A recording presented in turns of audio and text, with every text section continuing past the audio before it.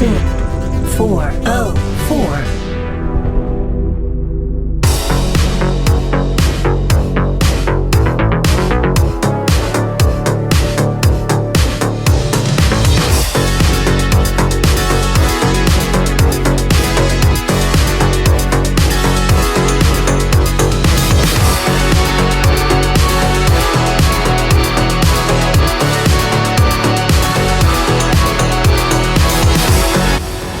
Hey there, welcome to the show. This is Beyond Synth. I am Andy. I host this show, and today we got a fun one I think y'all will enjoy. I was talking about this channel the past few episodes, the Bad Movie Bible on YouTube, which has become like one of my favorite YouTube channels, so I just reached out to Rob Hill, who writes and produces the videos on there. He said, sure, I'll come on the show, so I'm going to be chatting with Rob Hill today of Bad Movie Bible.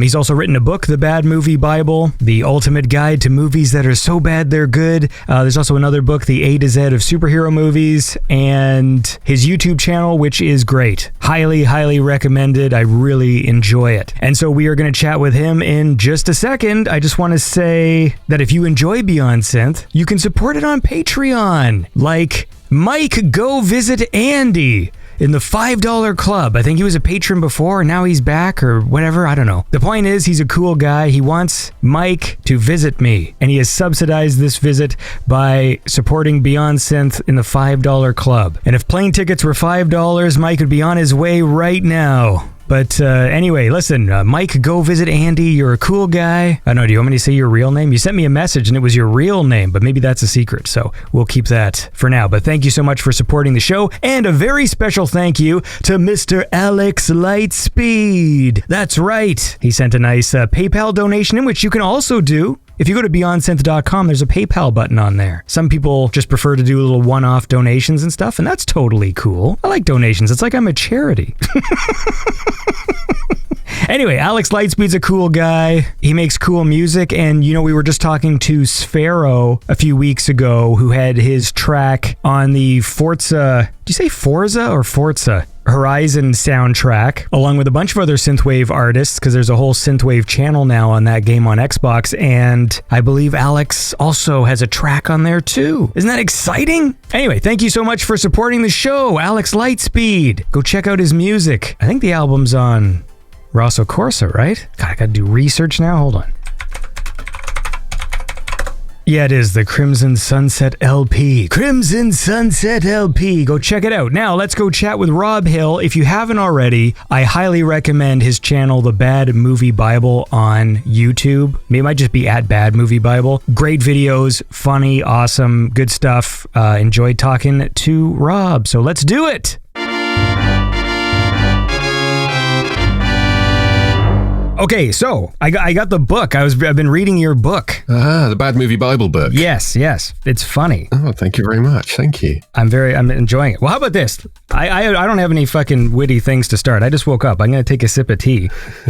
Well, it's the afternoon here now, but I don't wake up until the afternoon anyway, so we're probably both on about the same page there. Nice. All right, man. Well, let's do it. So I'm gonna go into radio voice now. If that is upsetting to you, we'll find out. All right. Well, look, we're here now with Mr. Rob Hill. Wait, hold on. So your channel, you go by Bad Movie Bible? Like, what is the actual thing? Yeah, it's weird, isn't it? Yeah, so that's the brand that I'm kind of stuck with. But yeah, Rob Hill of the Bad Movie Bible or something like that, I guess, is the most descriptive way to intro me, I guess. But I'm easy. I don't mind. I answer to anything. So first of all, your channel is excellent. Wow, thank you. Obviously, there's tons of content on the internet of people who watch bad movies and fucking make their commentary and shit. I mean, I do it, for fuck's sakes. So there's a lot of it that goes on. But your videos, like just the writing, the research, the way that they're structured, especially those like the Borrowing Blockbusters series. Yeah. They're so well done. It's very rare that I watch a YouTube channel where I'm like that compelled, where I'm like, I think I'll watch this one again. Like, cause it's just... The writing, the dry sort of British humor you sort of bring to the narration, then leading to like a perfect 5-second clip of the film. Like, there's been so many moments where I have, put it this way, there's a lot of channels that I find amusing on YouTube. You know, like even like say Red Letter Media. Yeah. It's a channel I watch, but I'm not necessarily like laughing. It's more like it's a comfort thing. Like you've just come to know the characters. Yeah. And so it's like, it's nice to sit around. But yours genuinely makes me laugh. Like there's some amazing one-liners. I love that you don't go too jokey. For the most part, it's just really good. That's all. Oh, well, thank you very much. That's very kind of you to say, because a lot of effort does go into those videos, to be honest. The boring blockbusters especially. There's no shortcuts to making those things. So when I come across someone who's actually seen them and enjoys them, then it's really heartwarming. So thank you. Yeah, well, no, like they're very good. Because I've seen a lot, like, you know, people will always recommend stuff. But, you know, whenever people recommend stuff to me, they're always wrong. Anytime anyone says you would like this, it's like 95% wrong. So I'll watch these things. You should check out this guy. He like gets mad and watches video games, and I watch. I'm like, this is junk, or like it's just not interesting. And yeah, I don't know. That's just me repeating my compliment again. So I'm not good at making radio shows. Well, I'll say thank you again then. Yeah, but I love also too. You know, the more of these you watch and you start to see these themes pop up where you become part of like the culture of whatever the channel is. And for yours, I love there's certain actors who you start to recognize because they pop up in these films a lot. Like the fact that you can make me laugh out loud at just saying like Jürgen Prochnow because like, you know, you're on like the 7th film where the dude pops up again as like the bad guy, and it's like, and then his name is just the punchline of the sentence, just the name. Yeah.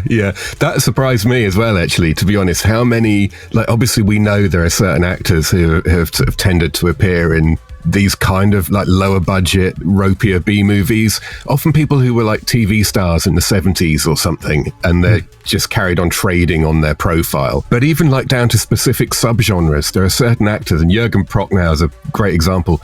He's just, for some reason, he's just in 101 Die Hard knockoffs. Yeah. He doesn't crop up in the Jaws knockoffs or Terminator knockoffs or any other kind. It's just Die Hard. And weirdly, there are certain actors who are like that, and I can't figure out the rhyme or reason to it sometimes. Yeah, I wonder. Yeah, I'll never know. Some people just have like certain faces where it's like, on one hand, you feel bad because it's like, oh, that guy just looks like a bad guy. Yeah. But then at the same time, it's like, hey, but if it gets them work, you know, that's good, right? It's like shorthand, you know, when you have like a face that's just all like marked up and weird, where it's like, all right, well, absolutely, yeah. Lee Van Cleef always said that he thanked God for giving him such sneery, ugly eyes because it gave him a career. So, because I sort of introduced this poorly, I guess, this fucking, why don't you like explain, I guess, briefly what it is your channel's about? Yeah, sure. Well, I started making these videos properly in lockdown, and it was just kind of the result of this urge to sort of share the fascination and love I have for these movies. And it wasn't that I kind of looked around YouTube and thought, well, no one's doing it properly, so I'll have to have a go. It was more sort of like looking for a little gap somewhere, looking for something that people maybe hadn't already had an idea to do. And so I came up with this idea for Boring Blockbusters, which is kind of my main series, and it just looks at the craziest ideally good bad rip-offs of major, you know, classic genre movies from the 80s largely. And I think one of the reasons it's taken off at least somewhat, to the extent that it has. I'm not flying home in a helicopter just yet. But I think people seem to like the idea of these movies being given a little bit of respect. Not too much, but a little bit of respect. And I don't do the angry bad movie reviewer shtick that I think's been around for a little while now. And it's like, always makes me think, well, if you hate these movies so much, why are you fucking talking about them? Yes. Go and do something else, because I love these movies. So I want to try and communicate that. So hopefully that's kind of the MO of my channel, is to be a little bit positive and a bit, you know, these movies are great fun, and maybe here's why a little bit. The format, especially like the Borrowing Blockbusters one, although that being said, the way that you group them, because I can obviously tell, I mean, you said they take a lot of work, but I can tell, right? Because obviously just the way to structure these things and knowing which films to group in which section, and even your Shinobi video, which wasn't like necessarily Borrowing Blockbusters, but still had, it's weird because it's informative, because there is like a lot of like, you know, just information in them, but also very funny, especially the whole thing about like in the ninja movies where all the dudes have mustaches. Yeah. Like just this stupid observation where then when you actually see all the clips, you're like, oh yeah, like what you've stumbled on is like just a great format. It's like, that's one of the things when I think about other YouTube channels I watch, I guess I'll say fucking Red Letter Media again, that regardless of, how funny it is necessarily, but like their best of the worst, the one thing I always think of is just like, what a great format. I know. It's so bloody annoying that they kind of, because it's a great format, but it's also a very simple format. Yes. But it's so associated with Red Letter Media and Best of the Worst now that you just can't. I've been trying to think of a way of doing something similar because people love that. People love, just watching people chatting about these movies. Yeah. But to be honest, they're also a hell of a lot easier to make than the videos that I make. Yes. Yeah. So no I'm kind doubt. of thinking in the space of a few days, I could knock out a video like that rather than a few months. And it's funny, you talk to people like, should we do this? Should we? And the answer is always the same. It's just, everyone's just going to say we're ripping off Red Letter Media. We can't do that. We can't do that. We can't do that. Yeah. And it's so annoying. Yeah, it is. It's tough because just that simple thing of picking the movies at the beginning, then giving the little intro, then showing a few little teaser clips of the 3 movies, like, it's one of the things, I think it's like the key to obviously their Star Wars review is the key to the initial success, but like, yeah, so that's the kind of stuff. And so when I see a format where I'm like, this is fucking great, it's like that borrowing blockbusters format is great, but even just the way you structure things in general, because I feel like even if it wasn't borrowing blockbusters, there's still this, I like the idea of these things being grouped by certain themes. Yeah. It makes it interesting to watch. You avoid the listicle thing. I don't know if that's a word that is existent all around the world or if it's a UK term. But these documentaries that just, and I'm not having a go at them, but they talk about a movie for 2 minutes and then they talk about another movie for 2 minutes and then they talk about another movie and there's absolutely nothing, there's no fabric connecting them, there's no linking tissue. Like I say, I'm not criticizing that, but it just doesn't feel quite right when I try and do it. Mm-hmm. So yeah, I really go out of my way to try and find connecting themes. You can go by actors or filmmakers or studios even, but anything that kind of, and I find that once you start doing that, you end up building these unexpected details in and you end up realizing more than you would otherwise, like, so Fred Olen Ray, all of Fred Olen Ray's movies have naked women with enormous fake tits in them. Yeah, that's a Fred Olen Ray thing. When you put them all together, it really emphasizes those commonalities, Yeah, actually, you know what? You know what's even better than big fake boobs is cool music. So let's listen to some cool music now, all right? That's what we're going to do. So let's play this. It's a fun collaboration of Droid Bishop and Echo Wolf, and it's brought to you by my awesome Patreon supporters, the Kings of the Pattersons, Mike Shima, Mike Erdahl, Riley Booth, and Brendan Decker. And this is Droid Bishop and Echo Wolf with Skyward.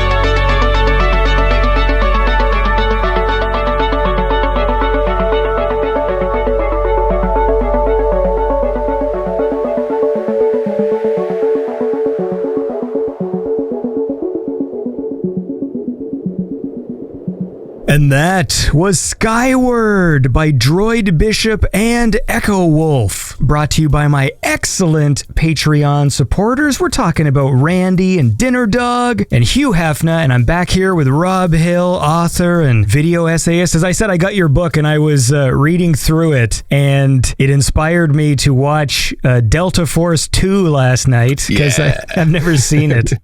Like, I have blind spots because I just never liked Chuck Norris really when I was young. Like, I found him so... You know, that time when we were young, and I was like, okay, I loved Arnold, and he's in proper films. Yeah. So, and then I would have friends that'd be like, oh, you gotta see fucking Missing in Action or whatever, and I'd watch it and be like, well, this Chuck Norris guy just seems really like uncharismatic, right? Like, what's up with this? Like, how is he the star of this film? Like, I just didn't get it. I didn't know the history with Bruce Lee and all that shit. Yeah. However, with me being lately sort of dissatisfied with a lot of modern movies, I'm finding myself appreciating older movies I didn't really give a chance to. Exactly.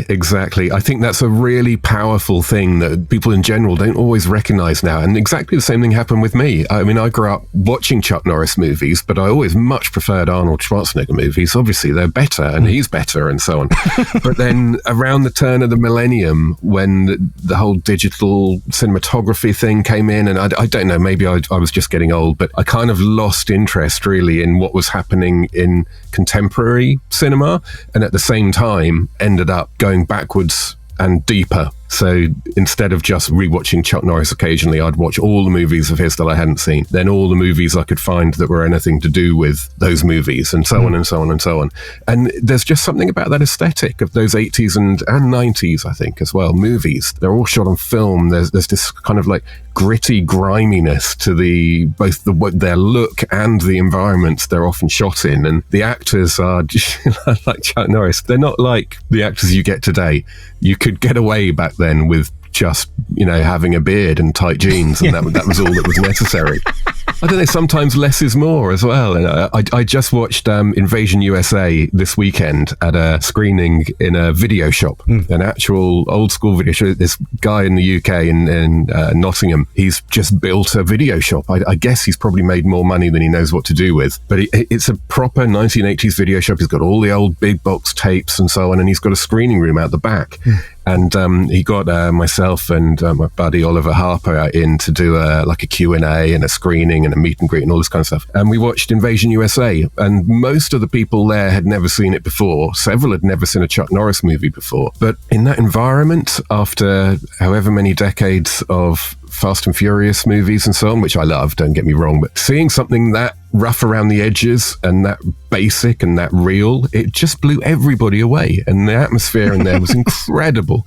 Everybody loved it. There were a couple of guys in there, student age. They absolutely loved it. They couldn't stop laughing, but at the same time enjoyed it sincerely as well.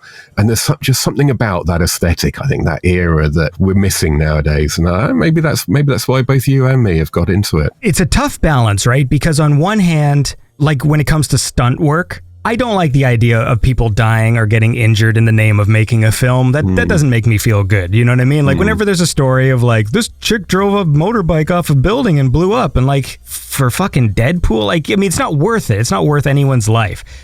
However, when you watch real stunts, they're so much more impactful, even if what they're doing isn't as elaborate as like the CGI dummy that like did like 10 flips and got hit by like 8 cars or whatever. It's why I still love old like James Bond movies. Yeah, absolutely. I'm like, look, I know they got the alligators tied down, but that guy's still running on top of a bunch of alligators. Like, it's crazy, and it's more visceral to me than any CGI body double or whatever. So that's a tricky one. Like muzzle flashes, I can live with digital muzzle flashes, but they do have to do them better. They've got to be good. Yeah, the plug-in ones that you get in the cheap movies that are just dreadful. Yeah, but yeah, I mean, they're probably happening all the time and we don't even notice it. And that's ultimately what it comes down to. It's about, I've got a 10-year-old son and we watch a lot of movies together. And the old movies, one of his most common questions is, did they actually do that then? So they actually did that because he understands, there's now things are done on computers. And what that says is that when he's watching modern movies, on a subconscious, if not even a conscious level, he knows that what he's seeing isn't real. And fine, it's not real. Chuck Norris doesn't really have to do a flying kick through a car windscreen. It isn't a real terrorist he's doing it to. Yeah. But he actually did do it. Well, actually, in that case, it was his brother, it was his stuntman. So that's not a very good example. But you get what I mean. Someone actually did do a flying kick through an actual window, and that's a wonderful thing to see in a child's eyes the moment they realize that actually happened. And of course, the flip side of that, like I say, is that they know full well that it didn't really happen when they're watching Fast and Furious. And to go along with stunts is like proper fight choreography. Like I keep bringing this up on the show that I was watching like Hong Kong martial arts movies on Tubi, and I got totally absorbed with like the fights and the stunts in that Michelle Yeoh Cynthia Rothrock movie. What the hell's it called? Is it Super Cop? I can't remember now, but yeah. Yeah, or the Super Cops is like the subtitle. Like I think it's called like In the Line of Duty 2 and then the subtitle The Super Cops or something. But, sure, it's got that junky, cheap sounding dub and, like every punch sounds the same with that like snapping wood sound. But the stunts were so intense that I was literally in my chair, like yelling by myself as I'm watching the film. I'd never seen so many like little Chinese dudes like flipping backwards and their backs hit the corners of tables. Yeah. Like when they do the flips. And each time that happened, I'm just in my chair, just, oh my God.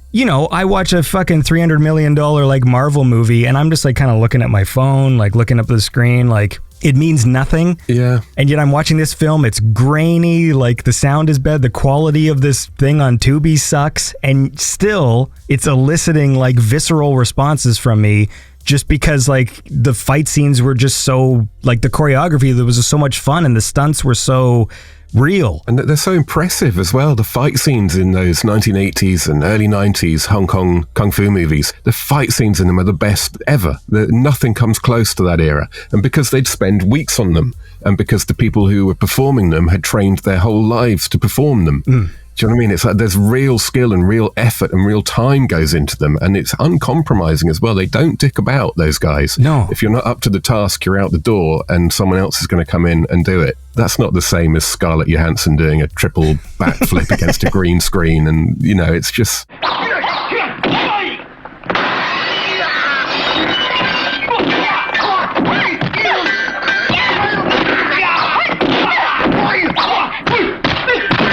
Like, I know stuntmen learn certain ways of like, hey, if you fall this way, you don't hurt yourself as badly. But when I see a little dude flip backwards and his back hits the corner of the table as he falls, I'm like, no, there's no trick here. Like that dude just screwed his back up, right? Like, what's the trick? Like, well, exactly. Yeah, the trick is to be tough at the end of the day because they factor in getting hurt. There's no way to avoid it, especially in Hong Kong back in the day. They were called red trousers, the stuntmen. I think they still are actually, and they factor in like I might have to have 3 months off work after I've done this stunt, so I need paying for it. I've got to support my family for the 3 months I'm about to spend in hospital. Jesus, it's madness, really. So you can't beat real stunts, but I can understand why, movies have safety protocols in place, which is why like the idea of digital muzzle flashes doesn't offend me because they can be done well. But the thing that is more important, it's not so much the muzzle flash, it's the fucking squib. Yeah. And the fact that they've like done away with the squib is so fucking upsetting because digital blood never looks good. Yeah. I don't think, okay, this could be what's that fallacy? There's a fallacy where, you always complain when you spot the bad thing because you never actually spot it when it's good because then you didn't notice. Right, yeah. There's an actual fallacy there. I forget, it's got something to do with spotting a wig or something. Like, for example, the movie The Raid, it has digital blood, but it's pretty good. So, like, there is examples of movies where I know they're using digital tricks to seamlessly blend scenes together. Yeah. And action together. And I know in The Raid, because they would do all these, like, close-up knife stabs, and then the shirts would get all bloody and stuff. And I'm like, okay, so I know there's CGI happening for, like, the injuries on the people and stuff, but it's just done so well that it's not... Yeah, your brain's not... Because it's not just your eye you've got to trick, it's your brain too. And I think that they can be tricked independently of each other, if you know what I mean. In fact, Mike from Red Letter Media says this. I don't know if he coined the term or not, but he says something like, you might not have seen it, but your brain did. That goes a long way in these movies. I think John Wick's another one. I doubt very highly that all of the blood effects in John Wick are squibs. I'm sure there's quite a bit of digital enhancement going on there. But if you don't notice it and your brain's not trying to work out if it's real or not, then they've done their job and it's fine. But at the same time, the idea of a movie like RoboCop being made today, CG blood and fake squibs, it just, there's no way you can, so it's kind of limiting because you could never go that over the top now and have it be, convincing. Even if it's convincing, it might still be a bit limiting. It's just sad because it robs action scenes of their impact. Because I'll watch these ones in the 80s and like the sound effects are kind of corny and stuff, but when you have the fucking squib shot, that's the most important thing. And new movies, when they do like the CGI blood, it's sometimes, if they don't use just the stock plug-in fucking video copilot blood bursts or whatever, then they have like 3D animated blood, but then the physics are all wrong. You know what I mean? Like just the weight of the blood when it kind of goes in the air and then like flops down. It's like a Mortal Kombat game. Like it just doesn't... Yeah. We're almost back to like the 60s Hammer style as well, with the color of the blood being all right. To my eye, CG blood is always too red. It's always too bright. I used to work in post-production I used literally in CG, in 3D, and the problem always was and remains up to a point that everyone wants to show off. Everyone wants their work to be seen. So everything in CG is always overlit to my mind. It's always too bright. It's always too obvious. There's one of the worst examples is in that obscene Return of the Jedi special edition scene where they add an extra song and dance number into the Jabba's palace scene. And the singer there does a big warbling high note or something, and you get a big shot down their throat. Christ. And it's like right the way to the bottom of the esophagus is lit like there's a spotlight on it. It's just, it looks ridiculous, and it'd be relatively convincing if they just lit it properly. But they can't help it because they want to show what they want everyone to see how good the CG is. There's this thing they do in CG that I find very frustrating, which is why everyone always praises like Christopher Nolan and stuff for like his use, because Christopher Nolan doesn't tend to do things that a camera can't do with his shots. That's the problem with the majority of this stuff. Like when you're watching an Avengers film and like the camera does like a sweeping 360 around the people, then like zooms down and does all this stuff. It's like that your brain noticed it was fake thing. It's like, well, I know a camera can't do that. So this is fake. And that CGI camera thing where it just does not move like a camera, which is interesting because like another Star Wars example I remember that I actually thought was cool at the time. I mean, the movie's junk, but in Attack of the Clones, it was the first time I'd ever seen they did that zoom where it looks like the camera actually did a whip zoom on one of the jump ships with the fucking CGI stormtroopers in it. I know the one. Yeah, it's kind of like I know exactly what you mean. Yeah, it's like they were kind of like going for a cinema verite documentary vibe at that moment. And it was the first time I'd ever seen that employed in like a CG shot. And I remember thinking, well, that was cool. But then they do these other things. Also in Return of the Jedi, like that song is junk. The character sucks. I hate that fucking scene more than anything. That's like one of the worst fucking things. I hate that thing so much. What also frustrates me though is as a kid, I loved the other song. Like the one where the fucking blue elephant's playing. And there's like kind of like a fun bass line. It's like like it's a fun song. And then they replace it with that junk. Anyway, look, just thinking of that song is upsetting. So let's listen to some proper music. I got another cool one here from Turbo Knight and Edictum, and it's brought to you by my wickedly talented Patreon supporters. In the $25 club, we're talking about Robot Conglomerate and Emil, Zach, and Waylon Kasky Geospatial. So dig this. This is Turbo Knight and Edictum with Grandmaster Dragon.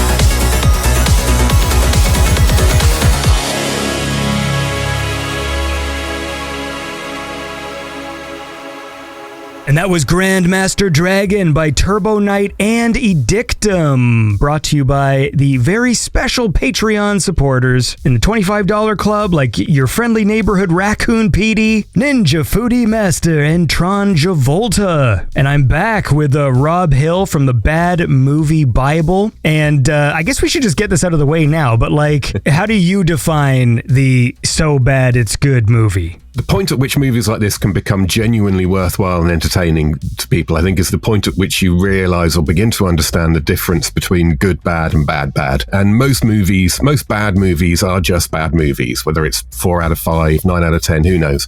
But most bad movies are bad movies for a reason. But a minority of them do take on a lovable quality. And it's generally, you need a few things to kind of conspire around them. They've got to be entertaining, so they've got to keep moving. There's a movie called Night of Terror, I think it is, from the 70s. It might be Night of Horror. And it's just a rubber alien standing in front of the camera talking about his journey there and what he's going to do. And most of it you can't hear anyway because the audio is so bad. But that's the perfect example of just a completely worthless, terrible bad movie because nothing happens.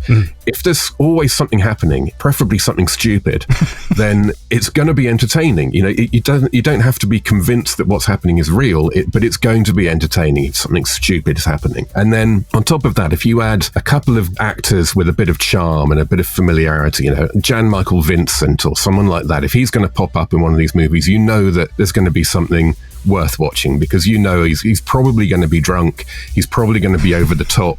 It's going to be, there's something entertaining is going to happen. And I think it's helpful if they're not like 3 hours long. The Bollywood movies aren't for everybody. So keep it to 90 minutes, maintain something happening. And then really it's just a question of how hardcore your tastes are, because the canon movies that we've mentioned, like Delta Force 2 and Invasion USA, these are great bad movies to my mind, but they're also good movies. In a lot of ways, they're not bad movies at all. They're in focus, so you can see them. They use microphones, so you can hear what people are saying.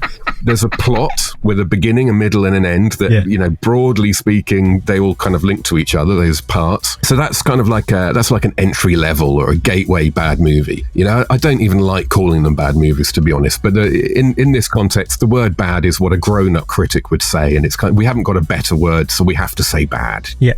Because there is just bad movies, right, where the filmmaker tried and just didn't have the skills and failed, but failed in a funny way. But then there's movies that are still like kind of B movies, like we call them B movies, like some of the Roger Corman ones. Yeah. But they are technically successful at what they're doing.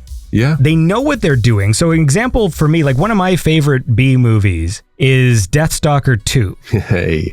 Now, Deathstalker 2, I think legitimately is funny. Yeah. Like, honestly, like the scene where he's wrestling that lady, like, and then she punches him in the face and they're doing like cartoon, like fucking Warner Brothers punches. Like, it's... with the Rocky theme music. It's so fucking dumb. But what I love is the title sequence. So... I've watched that a million times because I love it's got like a synth score. He jumps out the window and then the sorceress lady walks up to the window and says, "I'll have my revenge," and Deathstalker 2. And then it cuts to Deathstalker 2, like the title scene with fire. And it plays that awesome song because it's got the... Yeah, what a great theme tune. And so to me, I'm like... Well, I actually legitimately like that. Like, it's funny, like it's super corny, but it makes me laugh every time I see it. It's so bold. That's something that I think, one thing I miss with a lot of modern, the movies I watch, like sci-fi and superheroes and shit, is that they've done away with the title sequence. Yeah. And, okay, they don't have to be like 10 minutes long. I know in the 90s there was like this period of time where there was like people who like their whole deal was we make cool title sequences and then like would go on forever. But, nowadays it's like they don't do them at all. And they get me excited. Like, I think, well, here's like another example for me personally, is I think Mortal Kombat, like the original Mortal Kombat film, has one of the best openings of all time of a movie. Funnily enough, it goes, I can see a connection there with Deathstalker 2 as well. It's an uncompromising, pumping theme tune that just comes smashing in at just the right moment and sets the tone brilliantly. Yes, it's so bold in that literally you see the New Line logo, and then instantly a guy yells Mortal Kombat really loud. And then all of a sudden there's fire and this techno song. you know, when I was a kid, like I was pumped. I'm a huge Mortal Kombat fan. Yeah. And I've said this on the show often, but the difference between the first movie and Mortal Kombat Annihilation is I was maybe 16 when Annihilation came out. And that was the movie where I put aside childish things, because that was the moment in my life where my uncompromising love of the Mortal Kombat franchise did not protect me from understanding that was garbage. Like, I was angry when I left the theater. And I was like, oh, so it's over, right? Because you know when you're a kid and you want to like something and you just do? Yeah. But yeah, Mortal Kombat Annihilation, I just walked out and I'm like, what the fuck was that? Yeah. I was so upset. And then, like, well, that's a good example because, yeah, Mortal Kombat is what it tried to be. It's what it wanted to be. And Deathstalker 2, exactly the same thing. It is just what it wanted to be. So in a way, you can't call it a bad movie. I mean, Deathstalker 2, you can start talking about things like, well, actually, it is out of focus quite often. Yeah. And actually, there are bits of dialogue you can't hear. And yes, the sets often don't reach the edge of the screen. So funnily enough, I'm working on a Barbarian video at the moment. So I'm rewatching all these movies, and I've just rewatched the whole Deathstalker franchise. And nice. Deathstalker 2 does stand as, to be honest, my favorite Barbarian movie, full stop. I would rather watch it right now than Conan. I mean, it's fun. It's just so funny. Yeah. It's so, the acting in it has been accused of being poor, but it's a bit like saying Casper Van Dien's crap in Starship Troopers. That's the performance he's meant to be giving, and it's not a traditionally good performance. It's not like convincing or nuanced or what have you, but it's what that movie requires of him, and it's exactly the same in Deathstalker 2. John Teleski, who plays Stalker in that movie, is, I think, just absolutely fabulous. He's brilliant. He's in Chopping Mall is probably what he's best known for. Yeah. The fucking gum chewing. Yeah. It's a similar character that he plays in Deathstalker, and Monique Gabrielle, who's the love interest in that, she's the one who gets most of the flack for the acting. But again, I think she's absolutely perfect. She's charming as hell. So I don't know. It's in a way, it's a bad movie for completely opposite reasons to a canon movie. But watching it is still a broadly similar experience to watching a canon movie, to be honest. Mortal Kombat, again, it's exactly what it should be. Mortal Kombat Annihilation isn't what it was meant to be at all. I mean, quite literally, they didn't even finish it. They just gave up on the visual effects and put it out incomplete. Oh my God. There's a scene at the start. I've actually, because of my love Mortal Kombat, I have seen that movie more than I probably should have.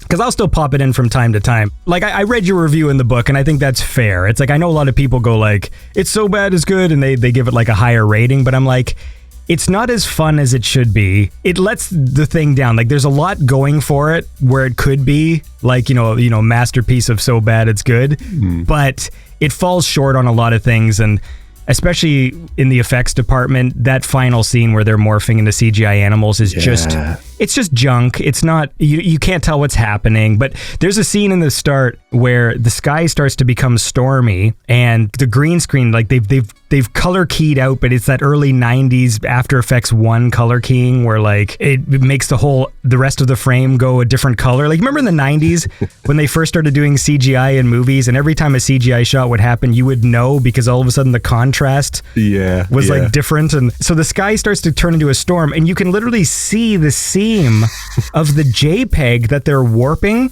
So it's not a moving sky video that they've replaced it with. It's a paused picture of a sky that they're like using the warp tool on. And there's literally a harsh straight line where the fucking picture stops. Like, it's so bad. Like, I got it on Blu-ray. I have it on Blu-ray. Fuck me. I mean, isn't it? It's extraordinary because it's not often that you get, I mean, that was New Line, wasn't it? Yeah. It's not often that you get an actual, major company like that. It's very rare for them to put out a movie like Mortal Kombat Annihilation. You can almost count on one hand the number of times that's happened. They're literally incomplete. It literally isn't finished. Yeah. The fact you can see that line, it's not because nobody noticed. It's because that was a temp shot, I'm going to guess, from my time in post-production. I'm guessing that was a temporary shot. They were going to come back to that, and they just got told, oh no, the movie's finished now, whatever state it's in. That's how it's going to theaters. And that's a bold move. How do you solve temporary acting? We filmed this thing, but we're going to film it again later, right? Yes. Yeah, exactly. but they still make movies like that, like Marvel and shit, where they're like, we don't have an ending. They're literally filming a movie that they haven't finished the ending for. And I'm like, how is that any different? Like, clearly Mortal Kombat Annihilation, they're making up as they go. Characters just pop in and leave and never come back. They have these weird entrances as well. Like, it's a fascinating film in one respect. Oh, yeah. Because it's just like, here comes Sub-Zero sort of sliding on his foot down like an ice rope or something. Like, it's not even clear what the effect is. I'm like, is he flying? Like, what is he doing? And I'm looking close. I'm like, no, his foot is on like an ice rope. That's odd. Like, I don't even understand who thought that up and who did the effect. You know, there's all these things, and he just leaves. I don't know. It's just, anyway, whatever. I know my audience loves hearing about Mortal Kombat Annihilation as much as I love listening to cool music. So I got one right here. Actually, this is a lot like Mortal Kombat Annihilation, because in that movie, they just kind of stop the music in the middle of a fight and then just play a different song. Like someone just hit next on the CD, and that's kind of like what I'm doing, just like breaking the flow of conversation with just a music interruption. But thankfully, it's an awesome song from Fury Weekend, brought to you by my outstanding patrons in the $25 club, like Alex Ellickson, Neverman, and A Star Apart. And this is Fury Weekend with Discover the Universe.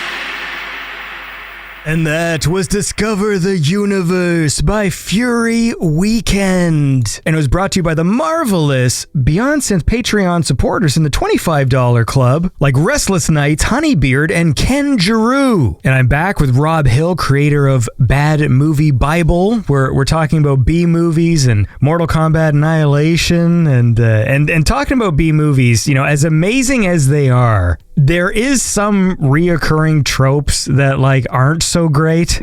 Yeah. And so for me, like I prefer the fun ones. Like I'm not really into the horror so much. Yeah, I'm with you there actually. Yeah. But the only upsetting thing about a lot of B movies, there is a lot of rapes. Oh yeah.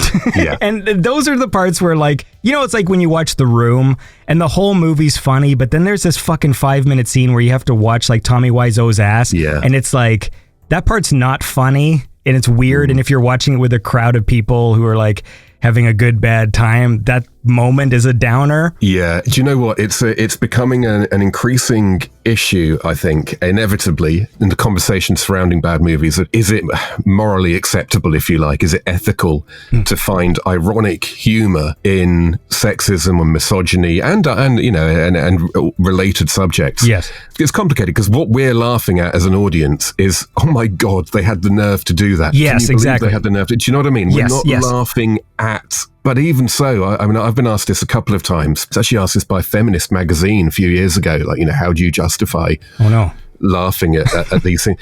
And there's no way around it. You know, if it's funny, if it makes you laugh, then it makes you laugh. And it does make most people laugh. You know, I don't think there's something wrong with us finding these things, but I do think it's necessary to address it a little bit. So like, I did an Indiana Jones video recently, and it's the first time I've really come across regular problematic scenes, because a lot of these Indiana Jones knockoffs involve characters in blackface or brownface or yellowface or yes. you know, back in the 80s, and even well into the 90s and beyond in some countries, this was still going on. So you've got a decision to make. Do you just ignore that? I don't think it's right to ignore it. I don't think it's right to cut around it and just pretend it didn't happen. So you've got to address it. But at the same time, I'm making these videos as entertainment, you know, and I'm quite hot on this kind of thing. And I don't stand for I don't stand for racism or sexism or anything like that in any normal circumstance. Yeah. So you've got to address it, but at the same time, this is entertainment. You know, nobody wants a 10-minute lecture on why this is right or wrong in the middle of the video, really. Yeah. So I try to strike a balance, and I was a bit worried when I posted the video. I was worried that people on one extreme are going to be upset that I'm laughing at someone who is in blackface, you know, laughing at someone doing a South Asian accent for comedy reasons, you know. Right. Brownface is one thing, but when you combine brownface with someone doing a mocking persona and a mocking accent, yes, then it's more problematic. So, but at the same time, I am laughing at that because it's just my instinctive reaction to seeing something that ridiculous and that unacceptable and so on is amusement on one level. So I was worried about that, and it turns out underneath the, you know, I got a couple of emails and a bunch of comments under the video. Turns out no one had a problem with any of that, but there were a few people who had a problem with me suggesting that this was wrong.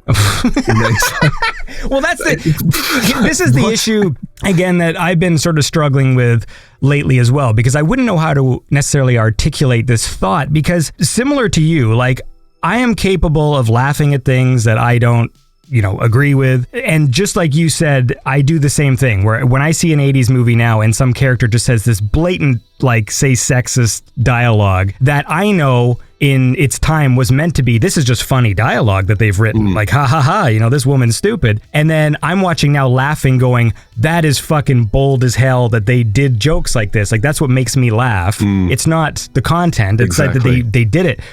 But I'm also not too keen on this idea of constantly looking back at old media and just talking about why it's wrong in today's context. Yeah. Those conversations bore me, like, but I'm not saying they're not important, and I'm not saying people shouldn't have them. I'm just saying, for me personally, I find them boring. Yeah. I'm sure for some people, it's a perfectly reasonable and, you know, interesting thing to look at when they say in the context of race or something, like, look at how certain races were portrayed, you know, in this period of time, and aren't things better now that there's more, you know, diversity of heroes and this sort of thing. And that's fine. But a lot of things I like are problematic, I would say, like, you know, James Bond especially, right? I mean, like, he literally just like, but at the same time, James Bond is like a comfort food for me. I remember I had like a cold in the wintertime, and I just laid down watching James Bond movies, and it makes me happy. Like, they make me happy. Yeah. Even though I recognize, like, yeah, did he just like strangle that lady for information and then have sex with her? Like, what? Like, and then she like fell in love with him and then she died? like, which is the gameplay loop of James Bond is like. Well, there you go. You've just recounted that, and we've both laughed about it. and it can seem like we're laughing about the wrong thing, but I don't think we are. I really don't think we are. The example you gave of like being interviewed by a feminist magazine, I wouldn't know what to say other than just like, I'm sorry, but I laugh at this shit. Like, I wish I had some eloquent, educated, you know, reason why that would make you satisfied, but I don't think I can provide one. Like, because like some of the funny ineptitude of these movies also requires you to understand filmmaking in a way. Yeah. Like, you know, Garth Marenghi's Dark Place? Yes. So like, that show is one of the best shows I've ever seen in my life. Oh, isn't it? I love it as well. Yeah, absolutely fantastic. And I think a lot of the jokes, interestingly enough, are like almost inside jokes for people who understand how movies are made. Oh, absolutely. Yeah, very much. Yeah. Because what I love about Garth Marenghi is they never went for the boom mic gag. They actually don't do it, but they do everything else. And one of the funniest things is that there's literally like a joke about incorrect framing. Like when they introduce the temp and his head is just at the very bottom of the frame and all the background audio cuts out because they clearly inserted the shot so there's no ambience or whatever for the scene. Like, just, have you met the temp? And then just this fucking head at the bottom of the frame. And I know there's some people who watched it and just didn't get it. Like, they just did not laugh at that. And I'm like, don't you get it? He's framed incorrectly. Like, that's the joke, you know? Well, that's bad movies in a nutshell as well. There are some people just simply don't get the humor. And I'm not criticizing those people for a moment. It could be that they're right and we're wrong, to be frank. No. But like, so during lockdown, I did a bunch of friends. We decided we were going to have a Zoom quiz type thing. Just, you know, you remember what it was like. We were just looking for things to do. Yeah. And I've been doing this monthly online bad movie quiz for a friend of mine. So I had all these clips laid out as questions, you know, like what happens next, things like that. And it would just be a clip from some random 80s movie in which a boy suddenly just turned into a crappy CG eagle for no particular reason or whatever it is. And we watch it, and these friends were kind of my wife's friends, really, say civilians. And I was noting everyone's faces quite carefully as we were watching. And about 2/3 of them were just in hysterics from start to finish. Because, I mean, people have generally never seen this kind of thing before. You know, things this bad, this crazy. But about 4 or 5 were just stony-faced the whole time. And at one point, I watched someone lean over and read their lips quite clearly saying, is this meant to be funny, to their husband? And some people just simply don't get it. But then, you know, another guy emailed me afterwards saying, so this Neil Breen guy, where the hell can I get his movies? And so there's a solicitor somewhere in London now watching Neil Breen movies who wouldn't have been otherwise. Okay, so look, I want to talk about Neil Breen, but we got to listen to a song first, so we're going to do that, and then we'll keep going. So how about we do a little more cinematic one? This one's from the Astral Stereo Project, brought to you by my impressive Patreon supporters like Forged in Neon, Joshua Winter, and Toots. And this is the Astral Stereo Project. From his album The Mind of Eddie Quist, this is Night Stalker.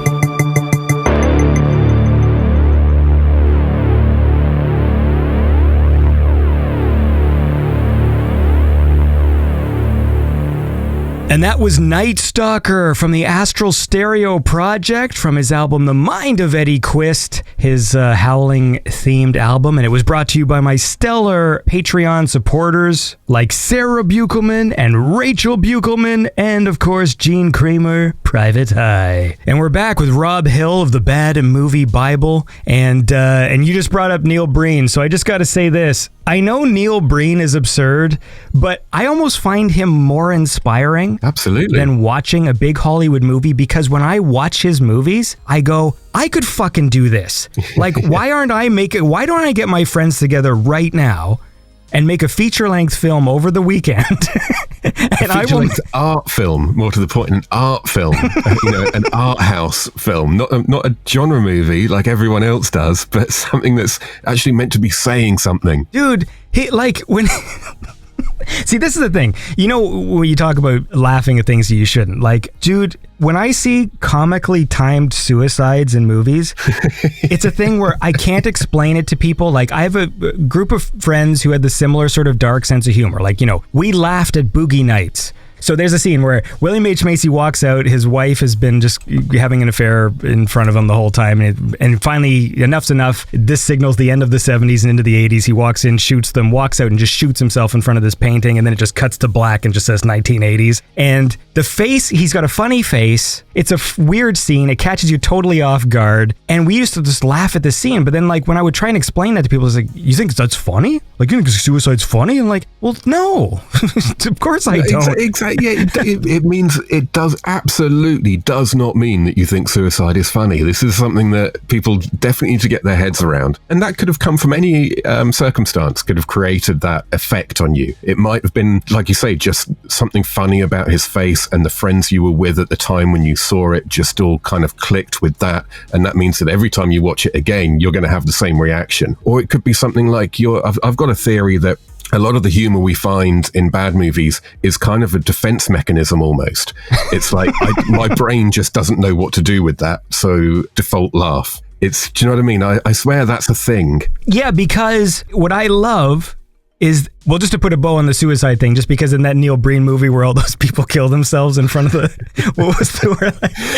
That's several of them actually. Double Down, it has probably the mass suicides at the end. We're just like, but they all end with an apocalypse of some sort.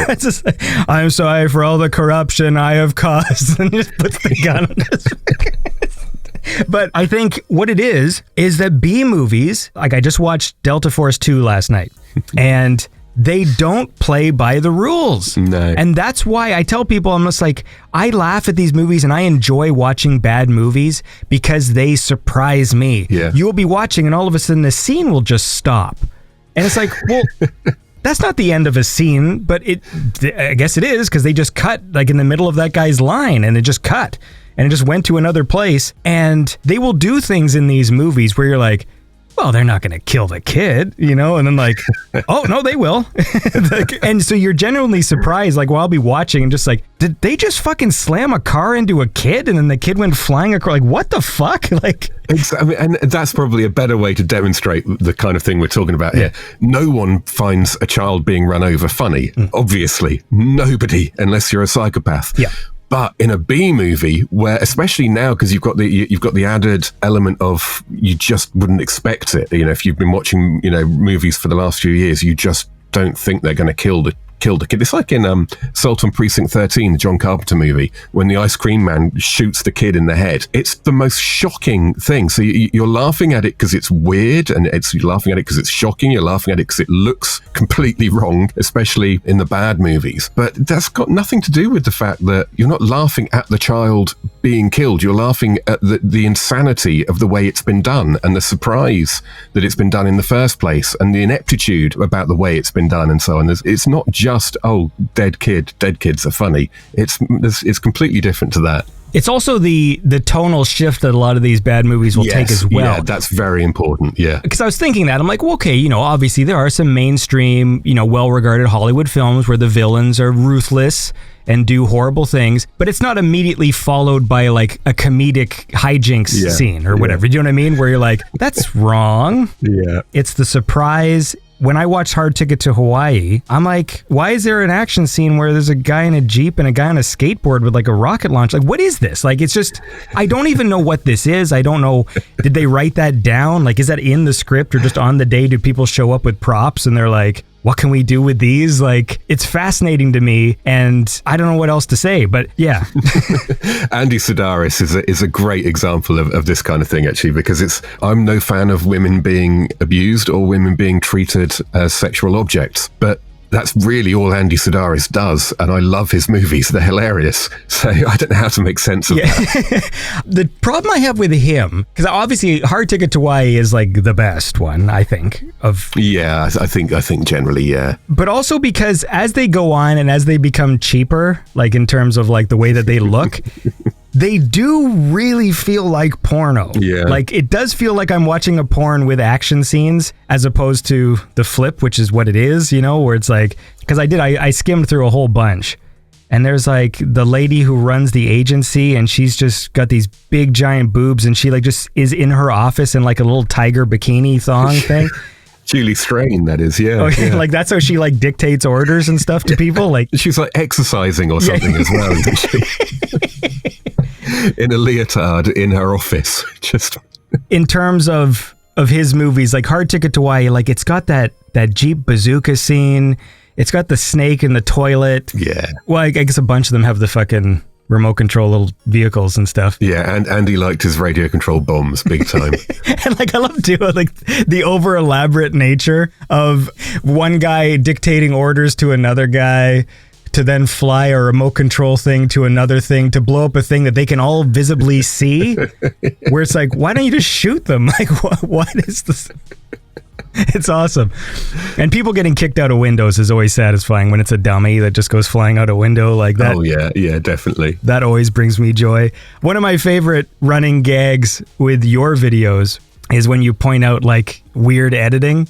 And I always love just seeing the little caption at the bottom, like, I didn't edit that. Sometimes I'm just assuming anyone watching is going to think there's no way that's real. Yeah. Speaking of which, I loved the, you had this funny line, and it was for is it Future War, where it was like Terminator with dinosaurs? Yeah. 4 days ago, a fire fell from the sky, and it brought a man who would change my life forever. But also came a pack of dinosaur-like creatures. Just all the similarities to Terminator, and then dinosaurs, and then all of a sudden these stupid dinosaurs come in. Because Daniel Bernhardt, because he's in that movie, and he also starred in the Mortal Kombat TV show. Oh, he did, didn't he? Yeah. But I actually unironically enjoy watching that show, despite it's very clearly like a B-grade schlock TV show. But what I love is it is such an encapsulated moment in time. Like, this was a show made in 1998 for teen boys, and it is exactly that. Like, it's every girl has a thong on, bikini for no reason. Every woman they interact with, they're all in bikinis, they're all models. Even when there's ninjas and stuff present, every time a lady, and it's like the direction they gave in this show was like everyone's like horny all the time. Every time someone's giving a line read, like the director's like, hornier. Yeah, but hornier though. But you want to have sex with them though, right? And it's so funny because on one hand it is a fighting show, like, but it's like TV grade karate where like they always fight in the same courtyard where you can tell the floor is actually like fighting mats and not cement. Yeah. But actually, as the show went on, some of the fights actually got okay. Like, the choreography's pretty good, but then they always cut to these very obvious close-up cutaways of the real actors because they're not doing the stunt work. So it'd always be like the stunt man whose haircut is like very different than the actors, and then it'll just cut to like a close-up of the actor pretending to be punched, like facing down the camera. I hadn't seen the show since the late 90s when I watched, because it only lasted for a season, and I got the DVDs maybe like 2 summers ago. There was this wave of nostalgia, but also this like, it was nostalgia for a time where like, yeah, you could make a show directed at teen boys with like scantily clad women and everyone being horny in fight scenes, and it was really cheesy. It's such a product of its time, yeah, that it's special in a way, because it's like, yeah, you just wouldn't see this. Exactly. Yeah, that's another reason that the canon movies are so appealing. Like, yeah, nowadays, movies aimed at teenagers are going to be PG-13s. There's not going to be, much in the way of swearing or violence, actual proper violence and so. Whereas back in the 80s or the early 90s when I was a teenager, the kind of movies that were being made for us then were really quite inappropriate. Yeah. And watching all these barbarian movies again at the moment reminds me of that. These were movies essentially made for teenagers. They weren't made for adults. And the morality on display in them is unbelievable. We were talking about Deathstalker 2 earlier, but the first Deathstalker, which is a very different tone, the hero in that movie attempts 3 rapes during the course of the movie.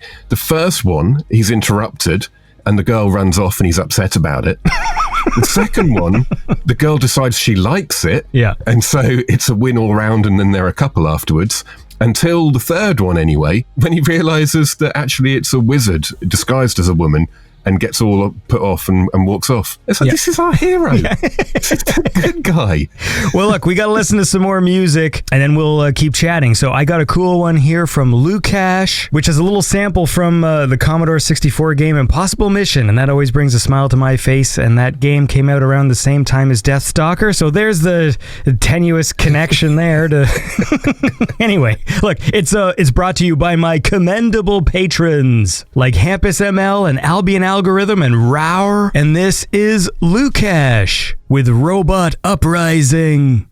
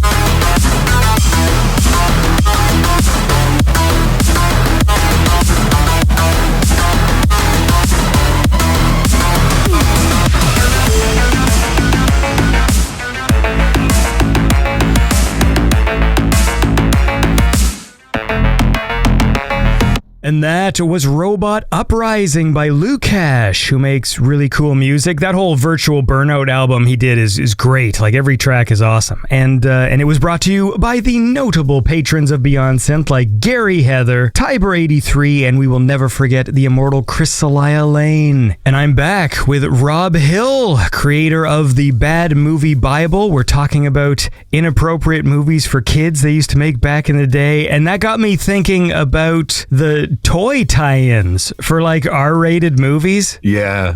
I used to collect like Terminator 2 toys.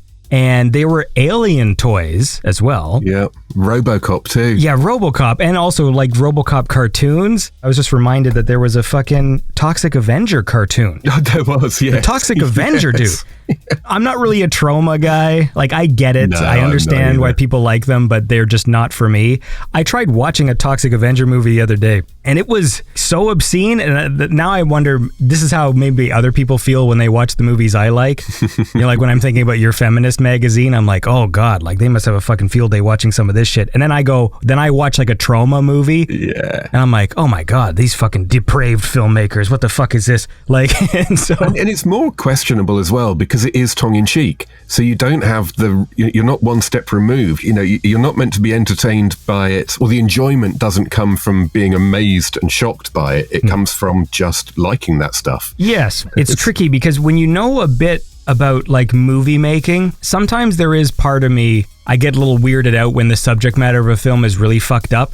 Because I think some guy had to sit in the editing room and just fucking watch this scene over and over again. Yeah. Or the director had to write this and really think about it. You know, like when you watch some movie where, what's this one about? Well, it's about a fucking snuff organization and they kill people or whatever. And like, it's all weird sexual stuff. And I'm just thinking, and you're in the edit bay for like 4 months? Like this is the movie you chose to tell. It's just weird to me because for my personal tastes, you know, if I was making like feature-length films, my objective would be like, make it fun. You like make a movie that would be enjoyable. Like there might be, you know, extreme violence or whatever, but like the aim would be to make something enjoyable, not make a movie that's like, well, this will certainly gross out the audience and make them sad. Yeah. There's been a trend for, well, maybe it's past now, but there was a trend a few years ago for just being as upsetting as possible. I think it seemed to start with Human Centipede. Yes. So Is that what it's called? Yeah, that seemed to be the catalyst for it. And then that, oh God, what's that one? Oh God, I can't remember. It's named after a country, a something movie. Oh yeah, fuck that, man. I read the fucking Wikipedia page. Do you know, man, I did exactly the same thing because I thought, I don't think I want to watch this movie, but the time came when I thought, well, I don't even know what it's about. I have to. So I read the whole plot synopsis. Serbian film is what you're thinking of. Serbian film, that's it. I think just reading that was more upsetting to me than probably any film I've ever seen, Yeah, see, to be honest. Yeah, that's the thing, because I had the same reaction, and I'm like, okay, would it have been worse to watch it? Because obviously if you watched it, they wouldn't have shown what they were describing in that Wikipedia thing, I'm assuming. I don't know. So I'm like, okay, I guess. But yeah, that kind of shit, I don't want to put limits on what people want to do with their artistic expression. But there are things where I'm just like, not for me. Exactly. Yeah. I wouldn't stop anyone from making it, but at the same time, I don't want to live anywhere near anyone who's watched it. Yeah. That reminds me, actually, you had in your book, because I've genuinely laughed like several times at just the writing in this thing. It's really funny. But you had this line, it's early on, and it I don't want to maybe laugh so much. So you said, I'm gonna read you a section of your book to you so you can be embarrassed. But you have, but as much fun as these movies are to watch, they can be a nightmare to find. For every Miami connection, there are a dozen Miami golems. For every discovery that makes you want to punch the air, there are many more that make you want to punch the director. Dude, I fucking, that sentence, that's such an awesome sentence. It's true though, isn't it? Speaking of the book, though, because it's full of your little write-ups of a ton of B movies and review scores, and I do have one disagreement, but I feel like I'm in the minority here. I did not care for Megaforce. Oh, really? And I really wanted to. Yeah. It has all the elements. Like when we watched the trailer, I'm like, oh, dude, this is fucking right up my alley. Like, there's so much going for it. And I just didn't enjoy that one. I found it to be kind of dull. Yeah. And the problem with the action was there's no like hand-to-hand combat or anything. Yeah. So on screen, I was like, okay, they had budget. Like there's a lot of explosions. There's a lot of rockets. And I do legitimately like that sequence at the end when they're driving the motorcycles with the colored smoke. Yeah. Like I thought that was cool. But my issue was I think I didn't have enough fun with like the action parts because they were basically just showing a vehicle firing rockets in one direction and then cutting away to explosions. Yeah. And that was pretty much like the majority of it. And so it was always unclear to me, like, are they winning? Are they aiming at targets and hitting the targets that they're aiming at? Like, what are the stakes of these action scenes? Because there's no hand-to-hand, there's no real visible, like, are bad guys dying here? Because there wasn't really that much like stunt work apart from like a few kind of motorcycle jumps. Do you know what? I don't think you need to feel too bad about that at all, because it's an unusual movie. It's an unusual movie in the book, because I think it's in the back, isn't it, in a section called Comédie Fantastique, if I remember rightly, which is a French phenomenon. It's not a traditional bad movie, because like Deathstalker 2, really, it is what it's meant to be. Mm-hmm. It's not badly made. Unlike Deathstalker 2, it isn't really badly made as such. So it's kind of got a weird tone that doesn't really fit. It's not like any other movie in a strange way. And there are stretches, I understand and appreciate. There are stretches as well that are dull. The action is dull. It's more, there's just a vibe you get from Barry Bostwick's character that I love. Right. And that whole last third with Henry Silva in his tank. He was good. Yeah. So Henry Silva was good. He was my favorite part just because he had some great lines and again, things you will not see now.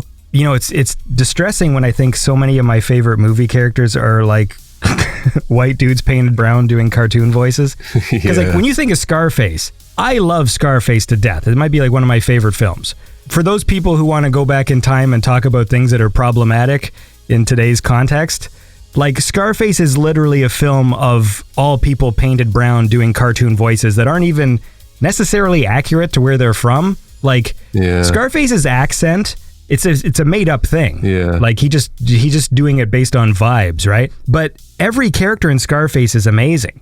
Like I love all of them. Like they all make me laugh. They're all over the top and it's like an opera. You know, it's so big and bold and everybody is just so big. But obviously now in the context of like today, I don't think any of those people would be cast, especially in the context of like the voices they're doing or even fucking... That'd be a really tricky film to make in a way today because not only are they, as you say, brown-faced up and putting on silly accents and so on, but they're generally speaking, they're playing characters who are both, you know, rotten to the core, but also kind of idolized or, you know, also kind of presented as heroes. So it's problematic on so many levels today. Yeah, and that's another one too, where I always find it tricky to discuss in a way because I'm like, I don't idolize Tony Montana. So like, I recognize that he is not a good person. I know there's like a whole subset of Scarface fans who it's like, I think they don't know the point of the film. Like, where it's just like, oh, it's all about the money and the power. I'm like, dude, Scarface is only happy in this film for 3 minutes during a music montage.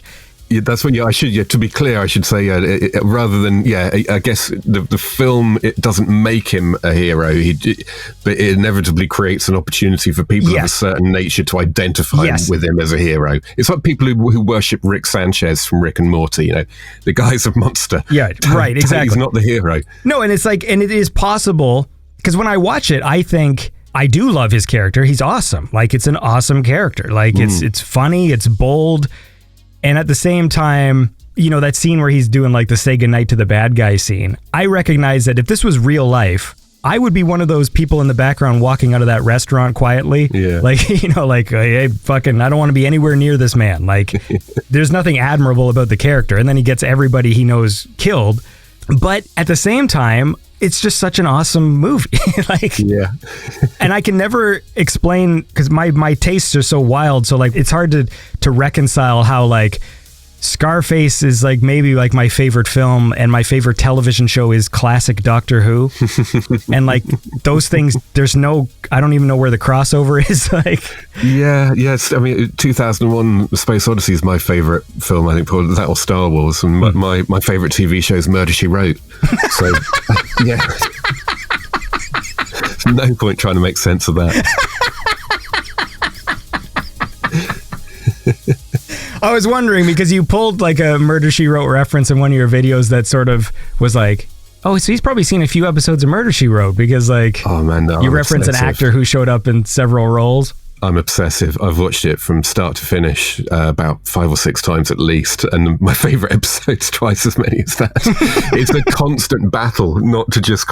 It's like, again, we keep mentioning Red Letter Media, don't we? But once you start, you can't stop. But they've got this ongoing joke where Mike just talks about everyone who was in Star Trek because he's obsessed with Star Trek. So, there's even I think Jay at one point says, so which of these people were in Star Trek, Mike, as an opening gambit? But it's the same with me. I totally understand it, because when you're obsessed by one show like that, and it's a show that ran for years and had lots of guest stars, almost every movie you watch has someone in it from Murder, She Wrote, and that's how I know them. They're from Murder, She Wrote, and there's no way around it.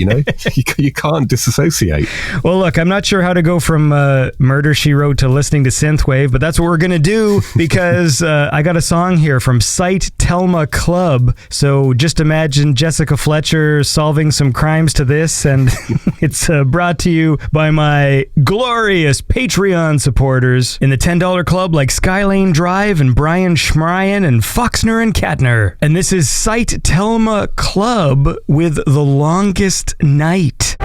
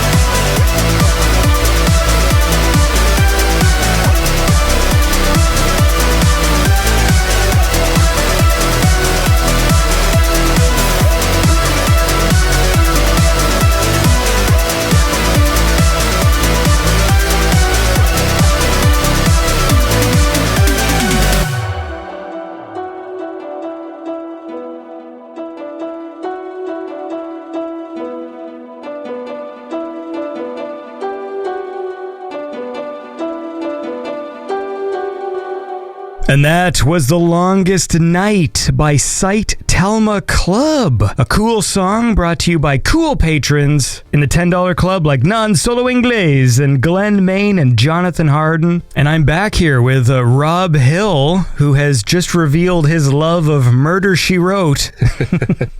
And I will say, though, and I say this every week, but I love retro TV because I do love a self-contained plot. Yes. And that's one thing I miss so much, because every show now has to have a season story arc. Oh, don't get me started on modern television, man. It's one of my most unpopular opinions. I just cannot get on with this new golden age of television, the drama stuff. Just very little of it that I get. It's too much. Like, we have to know too much.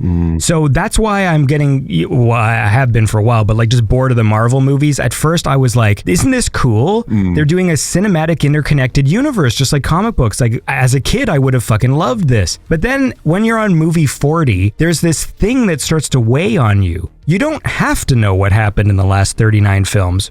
But the fact that you know that there are 39 other films adds a weird weight where the movie just does not stand on its own.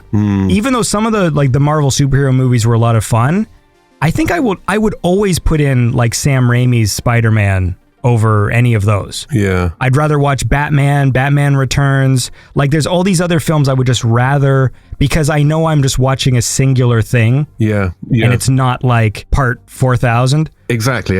And I mean, like, you could say that the Marvel Universe, those movies are all standalone movies as well. And they are, you can watch them individually, but they do all build on each other as well. So like you say, you know that there is all this weight, this iceberg under the waterline. You know it's there.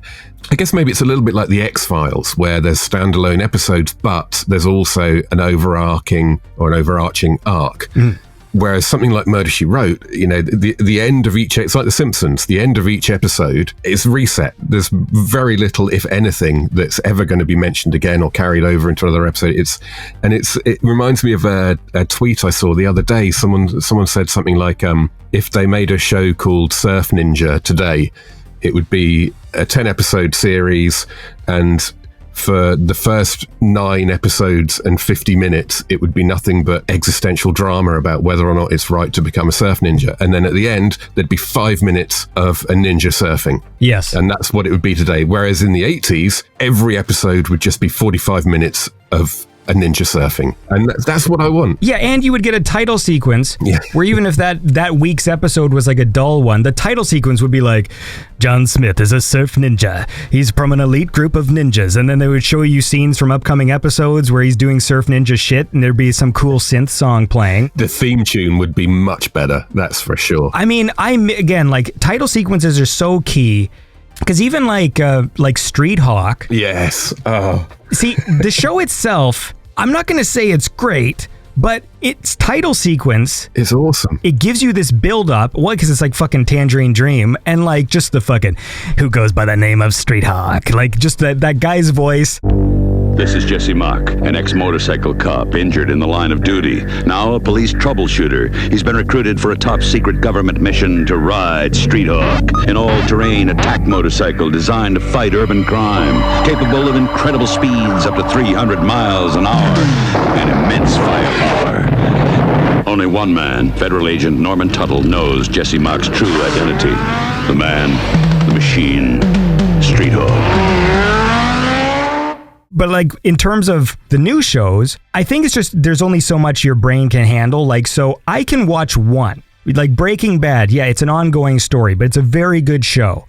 But I can't watch simultaneously 6 other shows that are also 5-year, 8-year long story arc things, right? I can do one, and it'll probably end up being one of my favorite shows, because when you do get invested, you do come away going like, what a great fucking thing, unless they Game of Thrones it and fucking like drop the ball or whatever, which is so disappointing. The first like 4 years of Game of Thrones, I was like, well, this is one of the best things ever made. Like, there's no way. Even if they made a bad season, there's no way that would cancel anything out. And because of the final seasons, I literally have no interest in rewatching it. Yeah. It's like they killed it, which is interesting, but I don't know. So that's why when they made the Mandalorian Star Wars show, I actually liked the first season a lot, because it felt like a return to like simplified storytelling. Exactly. There isn't a big, if like me, what you watch tends to be sci-fi. Any of the modern series that I've watched, they tend to be sci-fi or some sort of high concept thing. Yeah. And they all seem to work in the same way. 2 I really enjoyed were Severance and Silo. Severance is Severance is the best show I've seen in years, that had, in my opinion, the best fucking season finale and cliffhanger I've seen in like, I went to YouTube and I've watched the final 2 minutes of season 1 like 50 times. It was so fucking good. It is. It's perfect and it's brilliant and I absolutely love it. But at the same time, it's got the same problem as all of these shows, which is you watch a whole series waiting for a revelation, waiting to be told the big thing, whatever the big thing is. And they just never tell you. No. They just don't do it. They might tell you something, but then they're going to ask something else, which opens it up even more. And that structure I find maddening. And I love Severance. I can't wait for the next series. But at the same time, I wish they could find a different way to structure these things that's less manipulative almost. It's TV, that's what it's meant to do. I understand that, but it's a trick. I will say in the case of Severance, why I loved that finale so much was because they went one sentence further than I thought they would. So, because as it's building up to that cliffhanger, it's like at any moment this thing can cut to black and it'll be super intense. Yeah, that's a good point. Yeah, the fact that it went the one sentence further, I don't want to spoil it for people just because I do really want people to see it, even though it'll be like 4 years before season 2 comes out. But like when Adam Scott like runs back into the room and says that line, that just was like, I can't believe he said it, because now I'm just left wondering, like, so there's a whole room of people that heard it. How are they going to now? They could do the disappointing thing and comedically, what's the word? Like just disregard what he said. Yeah, just undermine the whole thing, yeah. Which, if they do, I'll be pissed off. But on the other hand, I still thought is like, that's really cool. Because one of the things that frustrates me, because I like serialized TV to a point. Yeah. So that's why classic Doctor Who is one of my favorite formats, because you have individual stories that are broken up into parts, but then they move on to another story. So it's like, you have fucking, Revenge of the Cybermen. It's got 4 half-an-hour episodes. So you have your cliffhanger endings. You have your serialized storytelling. But then the second the cyber leader's dead, the story's over. And then we move to another episode, Attack of the fucking Lizard People or whatever. And then you start the cycle again. And so I like that because you sort of have the serialized and the self-contained thing. Whereas, in the modern shows, everything is always structured as an arc. There's hints in every episode. There's characters who are there purely to forward the season story instead of the episode story you're watching. Yeah. And I don't like it. Yeah, I'm with you, man. I'm with you. Anyway, sometimes it works, sometimes it doesn't. In the case of Severance, I thought it really worked, but that whole teasing thing, it does get a little tiring, and maybe there's a certain math to it where it's like a show can only survive that for so many seasons. I wonder, the Twin Peaks rule of television, maybe it is. Well, Twin Peaks is a funny one because that third season was wild. I just couldn't get into it. I loved the first season. I loved the second season as well, which is very much suffers from the kind of thing we're talking about. But yeah, they've hung on to this twist or this reveal as long as they can, and then once it's been done, what do you do? In the case of Twin Peaks, I think most people think you basically shit the bed. Yeah. But I really liked that second series as well, because I just liked living in that world. But the third series, the new one, for some reason, I couldn't latch onto it in any way. I will say this, because I love David Lynch. Yeah, me too. If you give it a chance, it is the most David Lynch thing I've ever seen. Like, it is David Lynch to 1,000. It's not Twin Peaks. It's David Lynch. That's a good way of putting it, yeah. And so I enjoyed it. I also had the experience, though, where I was laughing a lot at the audacity. I think this whole thing was like David Lynch like making fun of the idea of a reboot series. Yeah. Because he really held off on all the reveals that anyone wanted to see while having these scenes where you just watch a guy sweep for like 4 minutes. And there'd be a point where like minute 2 of watching a guy spray paint shovels where I would just burst out laughing because I'm like, what an asshole. Like, he knows we want to see the return of all these characters, and he's literally filming a guy spray painting shovels. Like, not to spoil it too much, but like literally Dale Cooper is just this nonsense character for 17 episodes.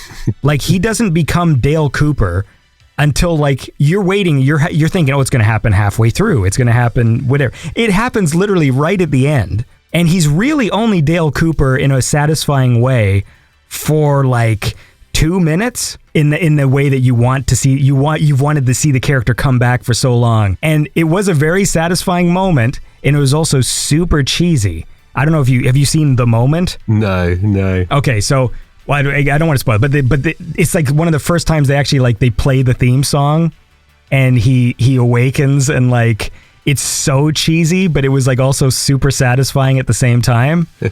But then it goes super David Lynch afterwards, and it has like this really weird haunting ending where it's like he's playing a joke on everybody, because season 2 ended with a cliffhanger, and it was like they're going to do season 3. They're finally going to resolve things.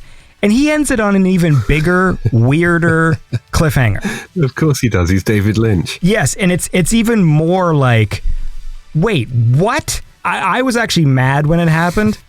But there's an episode that's really good that you should watch. If you didn't go all the way through, there's an episode that's in black and white. I didn't get to that one. No, I think I watched like the first 4 or 5 maybe. Okay, watch the black and white one. That's what I'll say. It's unlike any of the other episodes. It's very artsy, but it's also very different. It's like, I feel like the budget went into that episode. Right. Because there's a lot of really shoddy effects in it, in Twin Peaks season 3 as a whole. Like there's some effects that were just like, fuck, they could have asked me. I would have done better After Effects for free. Like there's like these scenes where like, these people like disappear, and it literally is like they just take a paused picture and like After Effects like chunks of them away in a way that's like so cheap looking that it was almost like shocking. But there's one episode that's very good. It's cool. So watch that one.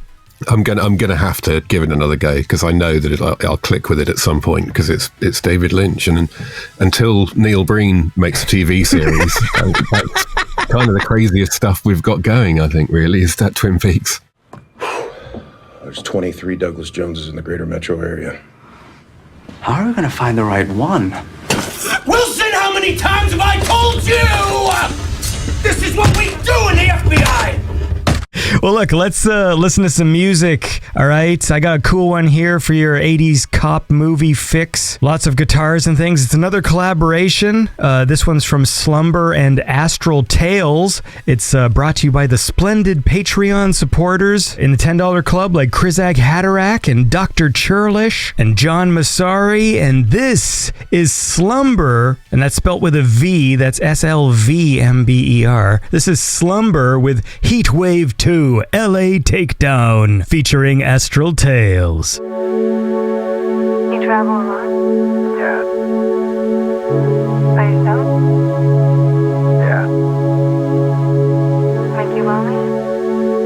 I'm alone. It doesn't bother me. You? I'm lonely.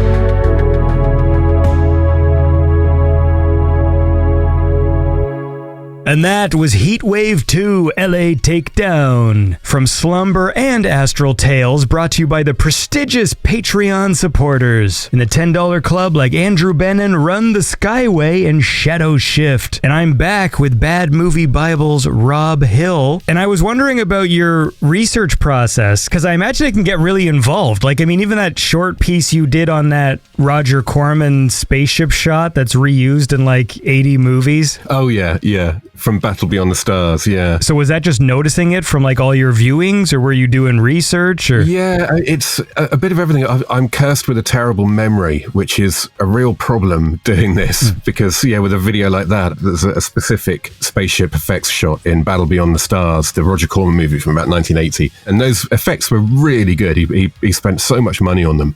So inevitably ended up reusing them and selling them throughout the 80s and well into the 90s. And yeah, there's that one shot which used over and over again. And some of it is remembering having seen it, and a lot of it is just painstaking research online and then hoping that I've got the movie or I know someone who's got the movie. Because sourcing the movies is a big challenge as well, because I get through them so quickly in like a borrowing blockbusters type of video. There's probably going to be about 150 odd different movies. Maybe I'll cover 40 movies properly.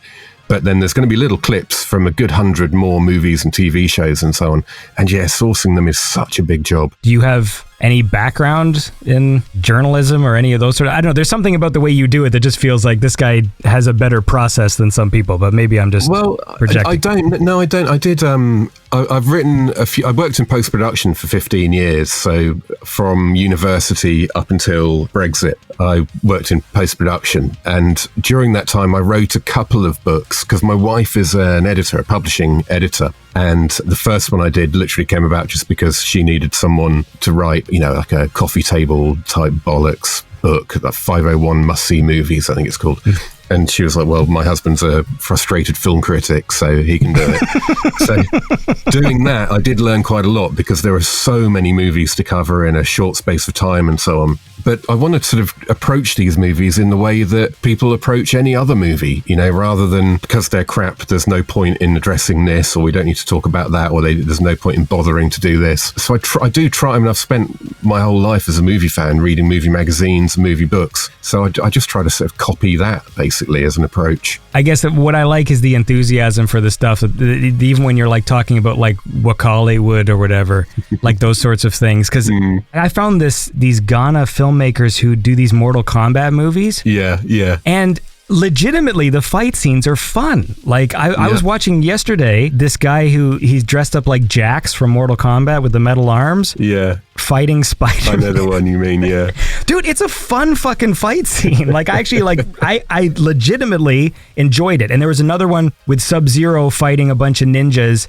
And whenever he does the slide, he does like Sub-Zero slide. It's like more like the live action version of that move I'd like to see than they did in like any of the movies, because like in their little things they do all the moves. And so in a way, when you're a fan of something, like a video game fan or whatever, sometimes a lot of the enjoyment is just like when the movie just does the thing. Exactly, yeah, absolutely. And throughout Africa there's a few nations now, obviously Ghana is one of the main ones, and yeah, they're completely unaffected by all of the Western sort of filming traditions and so on, and yet they will just give you what you want. There's a great one called 2016 with an alien and a Terminator, which is cropped up in a couple of my videos. Yeah, they do all the stuff you want them to do, but then they do all the stuff that you wish they did in the movies too, like that a gun emerges out of the Terminator when he is in his skeletal mode, and the alien drop kicks a baby across a road, and they seem to just go, wouldn't it be fun if, and then they just do it, whether it makes sense or not, they just do it. Yeah, and stuff like that I also find inspiring. Because absolutely, when I was young, I would watch the way they did effects. So sometimes I would watch movies in slow motion, and I found it really inspiring. Yeah. Because it was real. So there was this idea of, obviously I don't have the money to do this thing, but I sort of understand what's happening. Like I watched Terminator 2 in slow motion. I see like they're fighting him in the bar at the beginning, and one guy stabs him.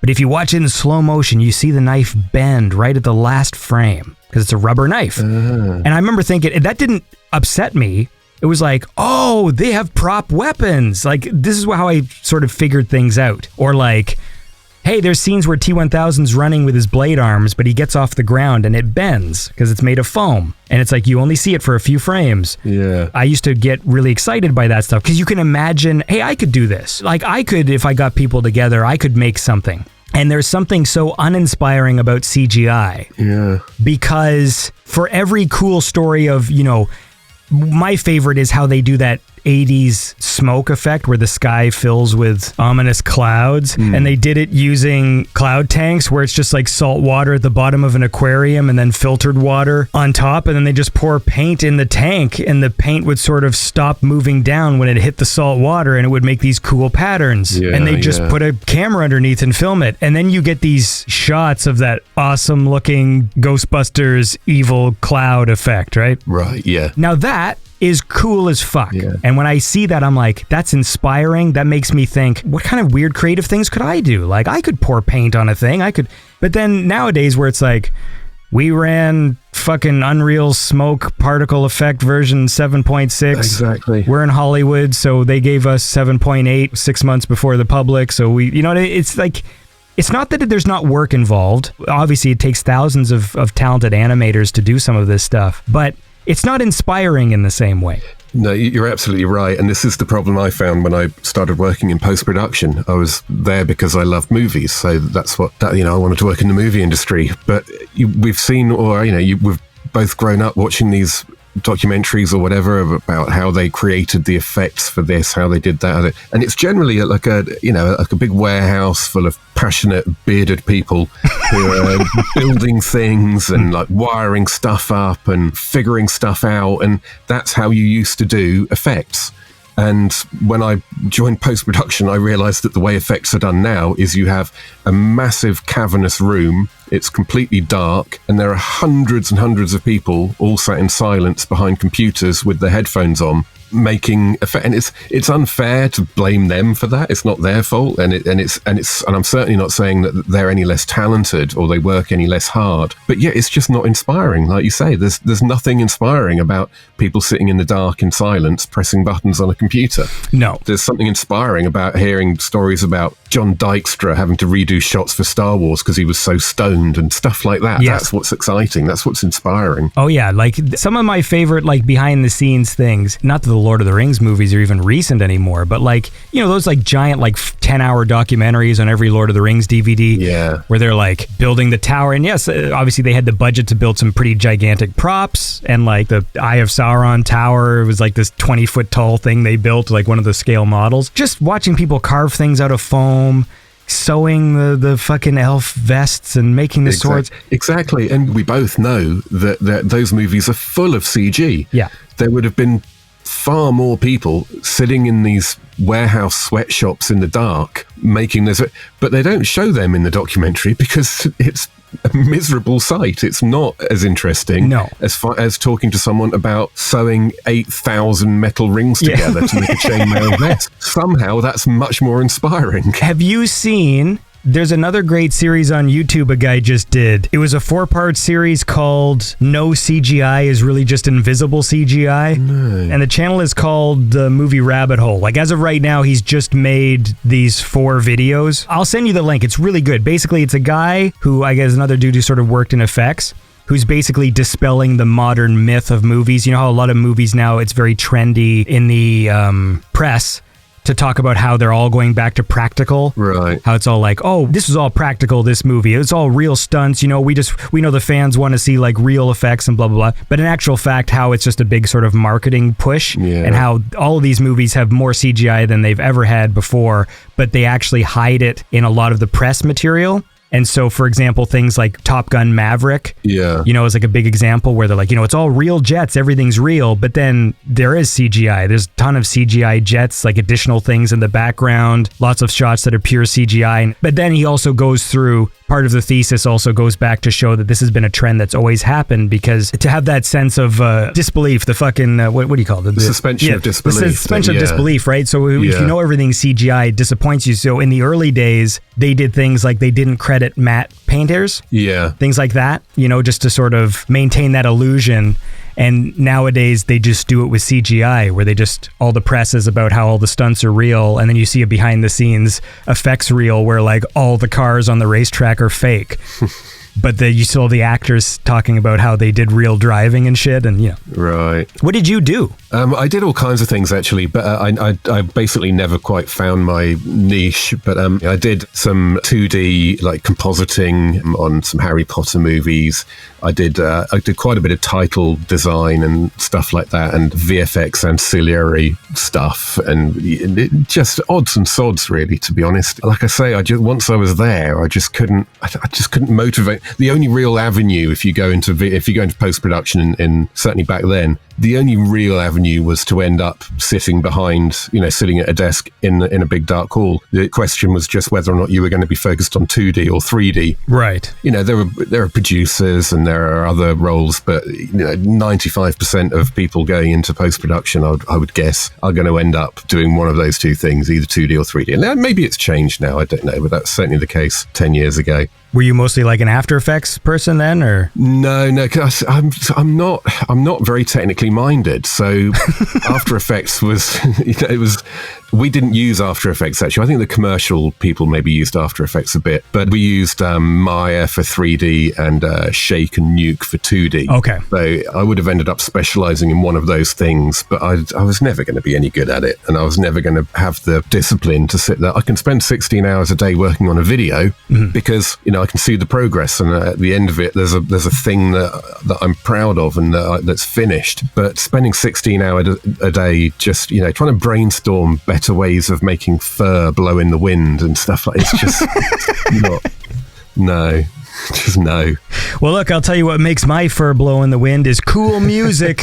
So I happen to have one right here from Luxor from the album Themes, and it's brought to you by the impeccable PayPals. That's right, because some people donate to the show via PayPal, which you can do at BeyondSynth.com. Like Brandon Morin, Chris Ore, Daniel Williams, David Evans, Gustav Velicek, Jersey, Jimmy Groon, Ken Tizard, Digital Dreams, Russell Nyes, Timothy Warwick, and Walter Bizkek. And this is Luxor with the track Thea.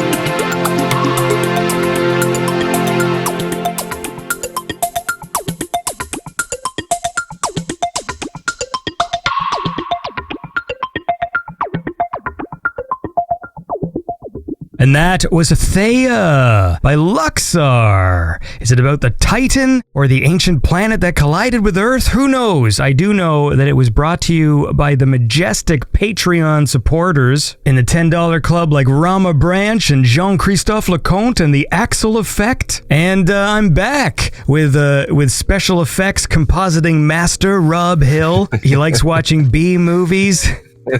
When I was in college, I had a roommate who loved Dolph Lundgren. So we watched a whole bunch of Dolph Lundgren movies. This is in, maybe 2003. So at that point, he already had this illustrious straight to DVD and VHS career. Yeah. I will say of all of like the sort of the B movie action movie guys, because like I said, I was never really big into Chuck Norris. I always kind of really disliked Steven Seagal as a person. Yeah. I don't think there's anything unusual about that. But at the time, like I feel like he was still. I had friends who really liked him. Yeah. Those sorts of movies and stuff, and I just was always like, guy fucking bugs me, man. Like, but Dolph Lundgren always, there's something likable about him for me. I was always like, like he seems. There absolutely is, isn't there? There's just something cuddly about Dolph. And I liked that he wasn't afraid. At a time where like Arnold or Stallone, when they'd be making movies, it's like it was always about making them look good. So even when they're like 80-year-old people, they're still walking around like with their chest puffed out like they're awesome.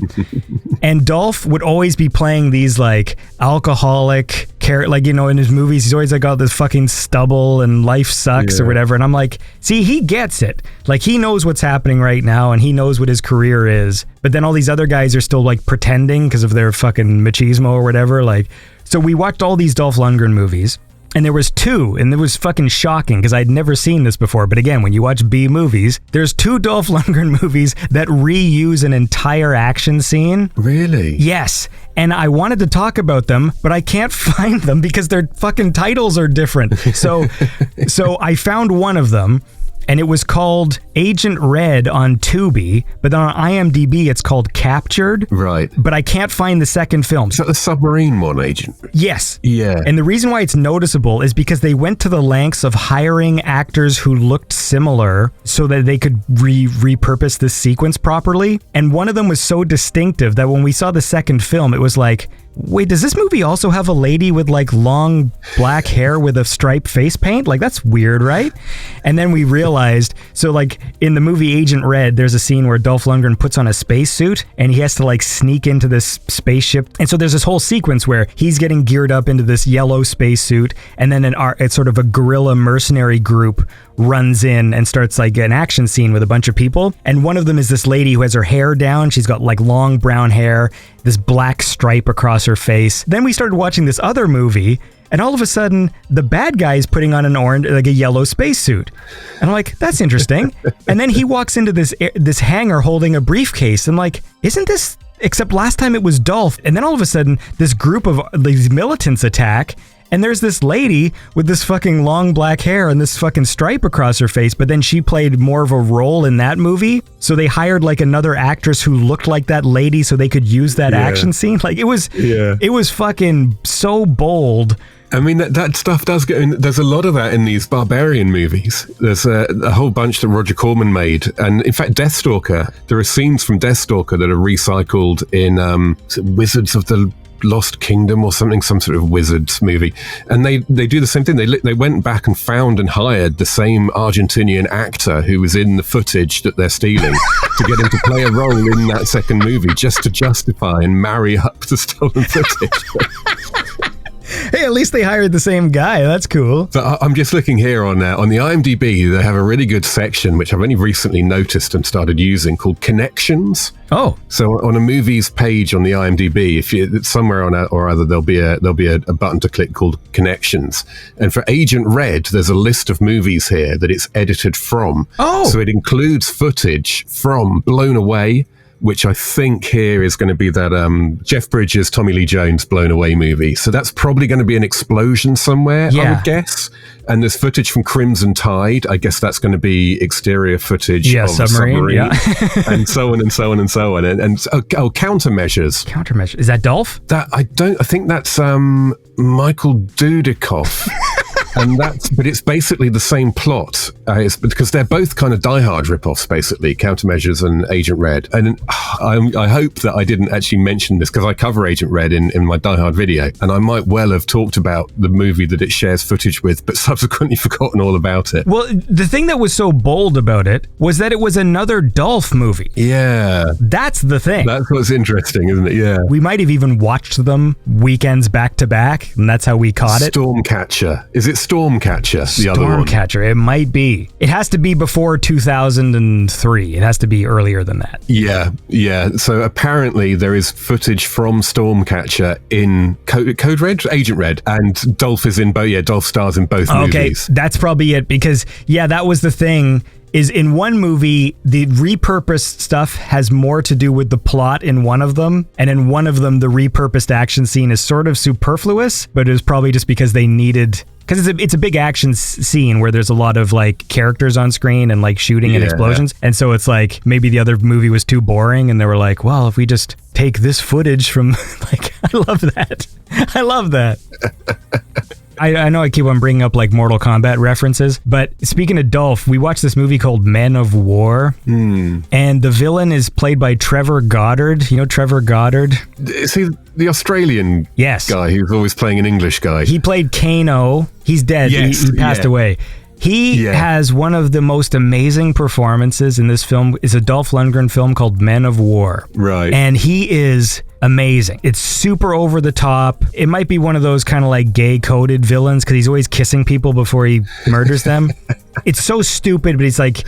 He takes over this island and Dolph shows up with a bunch of mercenaries to like take him out. And then he's got a scene where he fights Dolph. It's like probably the one scene you could find on YouTube where they're going to have a boxing match with each other. Because I think he used to be part of his crew. It's one of those like commando type things.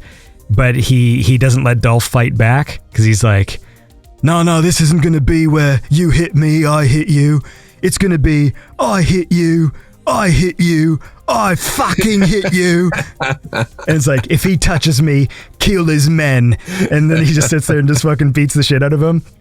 And like his introduction is gold. He's just like, well, I'm the Minister of Defense, and you're all arrested. And it's like, it's so fucking awesome. That's one actor who I wish he got to do more things. Like, I think he had like I agree. Every time I come across a movie with him, every time I cover a movie with him in it, I make a point of giving Trevor Goddard a moment. Because he's in, I think he might be best known for Deep Rising. He's one of the military criminal team that's taken out to the big ship at the beginning. And he's always the same. He plays exactly the same character in every movie he's in. He's always exactly the same. But he's just so hammy. Yes. He's so over the top in everything he does. Well, I love that he's so awesome that, like, even though he's only Kano in Mortal Kombat movie for like 20 minutes before like he's killed by Sonya, but they literally like rewrote the character of Kano subsequently in the games. Like, he was never Australian. He's like Australian canonically now in the actual video games. Brilliant. And that's down to just Trevor Goddard being so awesome. Yeah. As cheesy as that movie is, like, everything he says is like just a line that I just love just saying to people, like just hello baby. Like, he's so fucking awesome.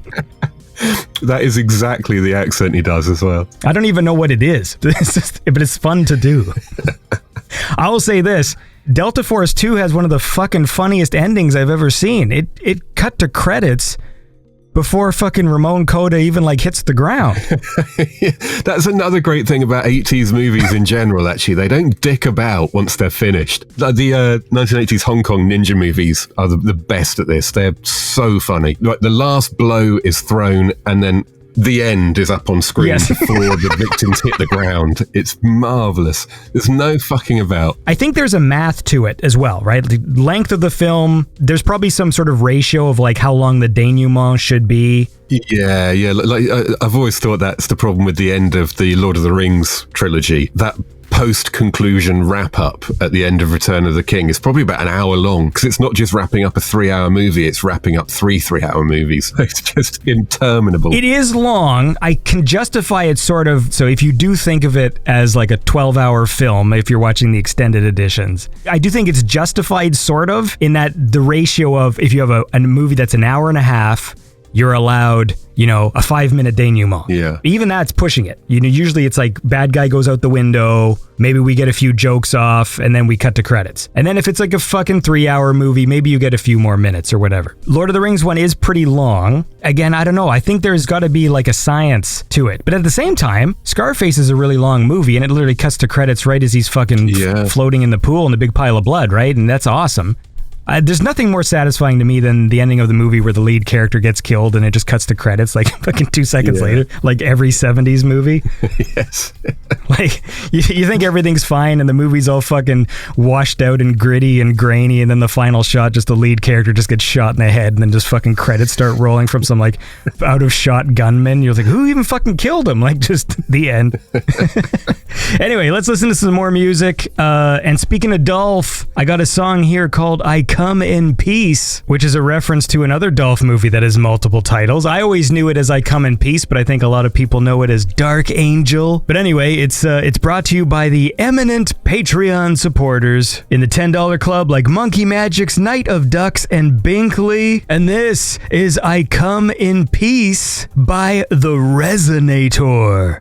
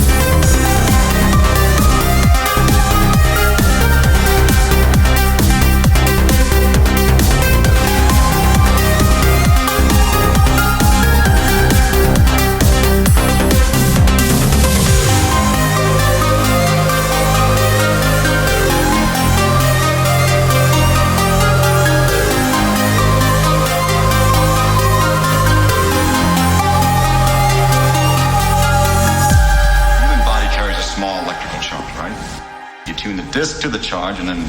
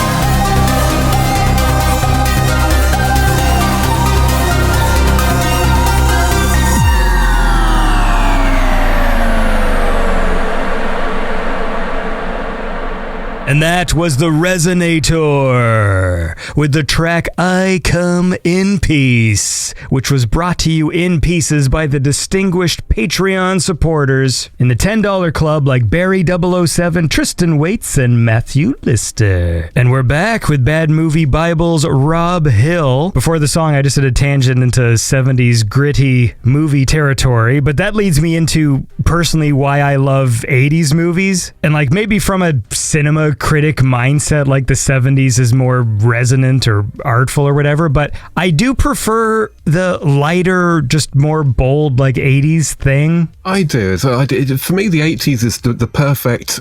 It is the perfect decade in a lot of ways for cinema, because it's certainly for like entertainment cinema aimed at younger people, which is, you know, most of these genre movies, Arnold and Stallone and so on, they weren't making movies for grown-ups so much as they were teenagers, really, frankly. And it was just the perfect time because there'd been all the cynicism and so on of the 70s, and then the 80s naturally kind of reacted against that and went the other way a little bit. But we hadn't yet got to the point where all the filmmakers had been neutered, and what was acceptable to put in movies aimed at kids was very different then to what it is now. So it was kind of the perfect storm. You know, you had filmmakers who were brave enough and had the leverage, like from Spielberg down, to do something that they really wanted to do. You had stars who really appealed to kids but didn't speak down to them, you know, didn't act down for them. And you had a general acceptance that there was going to be, by the authorities, that there were going to be inappropriate elements. That was fine. And it's the perfect balance, you know, after all the cynicism and after all the grey, but before everything was rolled back and you weren't allowed to do anything that was offensive or upsetting or might disturb a child. So for our generation, it's not just that we were the right age. The 80s really was special in that respect. The main thing for me, I am bored to death of ironic filmmaking and meta commentary and all this stuff. So the earnestness of 80s movies, the unironic nature, and you can have Back to the Future. There's an old man scientist who's friends with a teen boy. It's never even addressed. There's no joke. There's no other character walking in going, that's weird. It's just unironic. It's just earnest. He just happens to be friend with an old man scientist. I didn't even hear anyone question it until like the 2000s when I, watched some comedy routine or with someone brought it up. And I'm like, yeah, I guess that is weird. Because in the 80s, they would just do things. Yeah. And although they were blockbuster movies, they were still figuring it out. I think now the problem is there's a science to movies. There was no science in the 80s yet. So they were throwing money at things, bold, weird ideas. Some of them fucking flail hard and flop, but then it allowed them to be special and also interesting and new and fun. Whereas like nowadays, you make a movie, there's a math. It's like, well, there's a formula. Like the Mission Impossible movies, the last few, I've really enjoyed. I think they're really very, very good action films, but you can almost see the algorithm working on the screen. You can almost say, it's like, okay, right, we need half a pound of peril now. We're 20 minutes in. Do you know what I mean? It is a formula, and it feels like it sometimes. Those movies surprise the shit out of me, actually, because for some reason, for the past like 2 decades, I've had something against watching them. Like I watched the first 2 Mission Impossibles when they came out, and then I just didn't watch any of the sequels. I got Paramount Plus to watch Maverick, and then I ended up watching the Mission Impossible movies instead, and I never ended up watching Maverick. And I'm like, I paid like this monthly fee for this stupid Paramount service, and then I was really surprised. These movies are actually really fucking good, and they got better and better and better. They're so good, aren't they? And the fact that they were so much fun and had that super Hollywoody, over the top, like part 5 or 6, the one where he's fighting Superman on the top of the cliff, Henry Cavill, was the most over the top, but it was so satisfying. I laughed out loud. My son walked into the room, but he's like, what's so funny? And I'm like, the fucking helicopter fell off the cliff and the hook fucking got him in the head. Like I couldn't even explain. I'm just saying he's grabbing onto Tom Cruise and the hook went right in his mouth. So stupid, but it made me laugh out loud at how satisfying and fun it was, and the fact that like every movie ends with like 8 simultaneous cliffhangers where they're all defusing bombs, and all of their bombs they can't defuse until the final second because something's holding them back. Like that's a great example, actually. Yeah, Mission Impossible does have an 80s tinge to the way it does things. Like they'll just say up front, like, we have to do this ridiculously elaborate and convoluted series of things, and someone will go, well, can't we just walk through that door instead? And they'll just go, no, because that door's locked on a Tuesday. Yeah. And then they're part, all right, fine. Yeah. That'll do. That's as much as of an explanation as I need. We've got to do this convoluted thing because we can't do this easy thing. It's fine. Yeah. I think that was one of the things that bugged me about Megaforce, because there's like this 8-minute scene where he explains the plan and it was just very dry and detailed. Like, it's just like, and then at 1800 hours, we're going to go here to this part of the map. And then we're going to do this. And then we're going to do that. And it just kept going. I'm like, what is this? Yeah. It was such a weird... It had some nice matte paintings, though. It's a weird movie, that. It was made by Hal Needham, who made the Smokey and the Bandit movies and so on. And he wanted to compete with James Bond. That was his plan. And of course, you watch it and it looks like a B movie. It looks like a cheap B movie a lot of the time. But it had like a $15 million budget. It was a really expensive movie. That's what surprised me, because I watched that one with my buddy Marco as well. And that was the one takeaway for me. I'm like, okay, obviously all the money went into the rockets and the explosions because they're driving real vehicles, and there's those wide shots where there's a lot of vehicles, and they're all kind of these unique semi-future-y Jeeps or whatever. So obviously all the money's there, but then I guess they just were like, well, we're going to use a cheap film stock or not pay the cinematographer because it looks like 10 years older than it is. It does. It looks like crap. But I mean, this isn't it? It's not just the budget that dictates how expensive a movie looks. It's how cleverly the budget's used at the end of the day. And this is something that people who've come up from the B-movie world, James Cameron, can make a movie look like $100 million by spending 10. Not that he ever has to nowadays, but a movie like Terminator cost next to nothing to make and looks fantastic. But at the other end of the spectrum, you've got Hal Needham, who's got all the money in the world and makes it look like some 70s B-movie piece of shit. Yeah, it almost confused me in a way as I was watching it, because I'm like, why does this look so bad, but there's actually so much money being spent here? You know, like just with all the explosions and the rockets and like the colored smoke. That's, I always bring that up just as my favorite part, just the colored smoke. It does look awesome. All those vehicles trailing across the desert with different colored smoke blasting out behind them. That is a really cool shot. Yes, it is, legitimately. And I think maybe part of my disappointment with the film is that I'm disappointed with it because, you know, on paper, I'm thinking like, what, an 80s movie I've never seen before with like a G.I. Joe type thing, but in live action. And then you see the trailer with the colored smoke and just like, oh, like this is going to be pretty cool. And then it's like boring boardroom scenes and weird overacting side characters with bad jokes. And I didn't know what the fuck a bivouac was. Like one of the guys' jokes is like, that make bivouacking in the woods seem desirable or whatever. And I'm like, what the fuck does that mean? Then I had all my listeners telling me it's just like, it's like a tent. I'm like, oh, cool. Like, sometimes some of these movies, like the super cheap ones, when they're a little too grimy, sometimes there's like this, like a bad feeling. You know, when you watch something that's just a little too sleazy. Yeah. Which is why Miami Connection, I only watched it for the first time like last year or the year before. It made me so happy. It was one of the few like these kind of B movies where I'm like, wait, this movie's about like the power of friendship. Like it made me feel good at the end. And I had laughed, and the fucking old man with like painted on gray hair, and like there's so much, yet it had everything all these other movies have, like weird gratuitous nudity and an overly violent finale for some reason. But it was like the movie was like what you would make if you were in high school. Yeah. Yeah, well, that's exactly. Yeah, I mean, literally drug dealing ninjas against taekwondo rock band. I mean, that's the plot a 12-year-old would come up with. The YK Kim, who wrote and starred in it, what you say about it being positive and so on, it is very true. And he's actually a motivational speaker by trade. He is the most positive human being you can ever come across. If you ever see him in an interview, he's relentlessly positive. He's based in the States. He's based in Florida, I think it is. Somewhere like that. He's got a big taekwondo club that all of his followers attend. And he's also got this huge motivational speaking sideline. He's written loads of books and does conferences and so on. And it's all about the power of positivity and the power of being fit and healthy in the mind and the body and so on. So, you know, he has he's got an objective in life, and Miami Connection was just part of that. A pretty strange part. But. It was just part of it. But I'm surprised, though. The actual music in that movie is good. Yeah.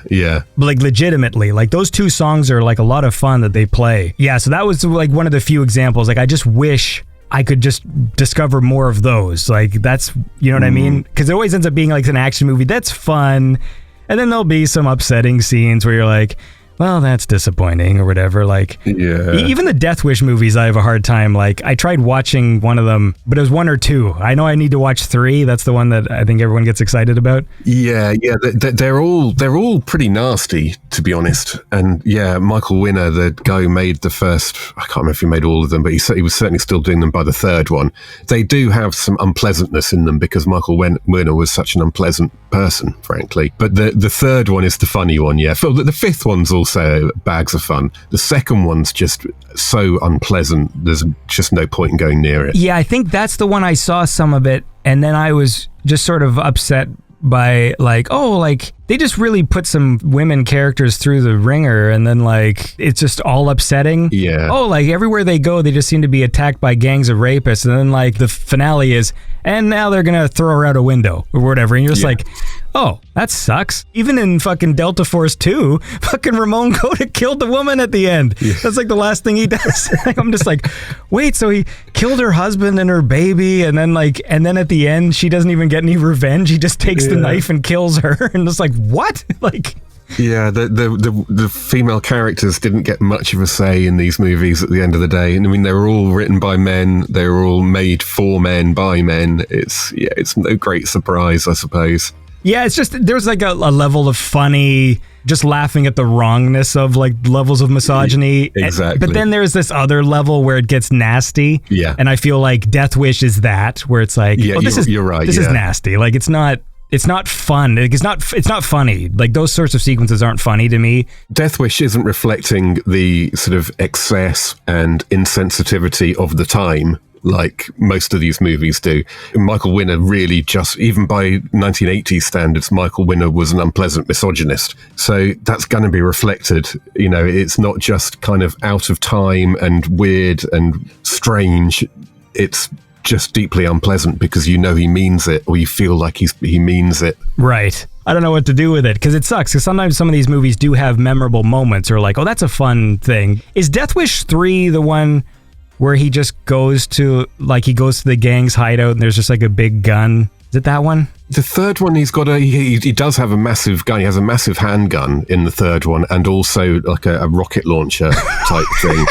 Which, yeah, that's how the villain dies, if I remember correctly. I think Death Wish 3 and Invasion USA both have pretty much exactly the same fate for the bad guy, in that he's blown out of a window with a massive rocket.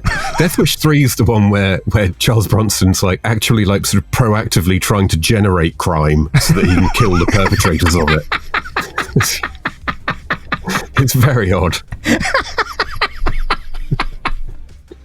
There's just so many like unlikely action stars. It's funny because like, you know, nowadays people will complain about the new crop of actors and be like, oh, this is an unbelievable action star or whatever. They'll get upset if someone doesn't seem masculine enough or whatever to be in an action movie. And yet when we were young, we're blessed with like 80-year-old men who are like puffing their chests out, pretending they're young, doing like action scenes where it's just like, well, how is that any more believable? Like this dude's gonna take like one trip down the stairs and be dead. Like, yeah.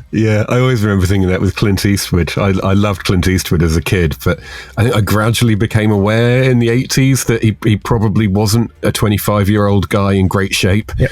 And these ridiculous, endless fistfights and brawls that he'd get into, these enormous men. Like that would, a blow, you know, a full-on blow to the face from an actor like William Smith would probably kill your typical 60-year-old, which is what I think Clint was back then. Well, I still want to talk some more, but we can probably start winding down. So let's listen to some music. This one would make a nice love theme in like an 80s flick. It's from Andromeda Dreams. It's brought to you by the celebrated Patreon supporters in the $10 club like Willow and Roman. And this is Andromeda Dreams with Air.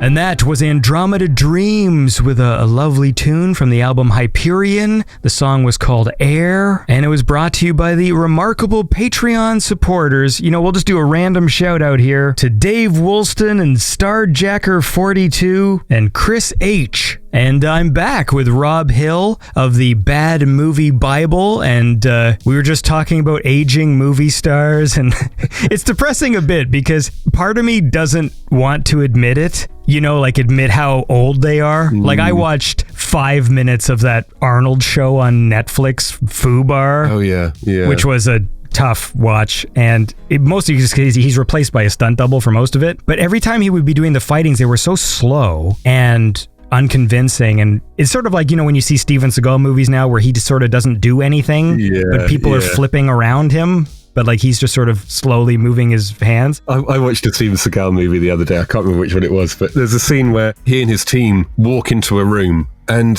it's his stunt double doing it. It's all he's doing is walking into a room, and it's just there, full frame, perfectly lit. They've obviously just got to the point where they're like, oh, fuck it. Yeah, we can't. He refuses to do anything nowadays. So we're just going to carry on with this guy and pretend it's Seagal. Never mind the fight scenes and stuff. Just walking into a room was too much for Seagal to bother with. Dude, he's one I could never stand, but I watched one just because on Netflix, the cover art, because you know he has like that painted on hair, and the cover art had also airbrushed his face. So it looked like a PlayStation box art of like a video game. Because his face was too soft, the hair was drawn on, and the movie was like the titles of his films are absurd now, like because they're all just like, I can't even parody them, like they're not like real titles, and it was like a series of films, and it had the best ending. He's off to go take out some dude, and they're referred to as ghosts, you know, and he's the best or whatever. Right. And the final shot is just him on the phone talking to some guy, and he's like, well, it takes a ghost to catch a ghost. And I'm a ghost. And then it cuts to black. And it literally cut the credits on that line. And I fucking laughed so hard. I was like, what? Like, what an ending. But just the fact that, like, when they're getting older, and like, you know, even when they made the Expendables movie, this should be so good and it's not. And it makes me sad a bit.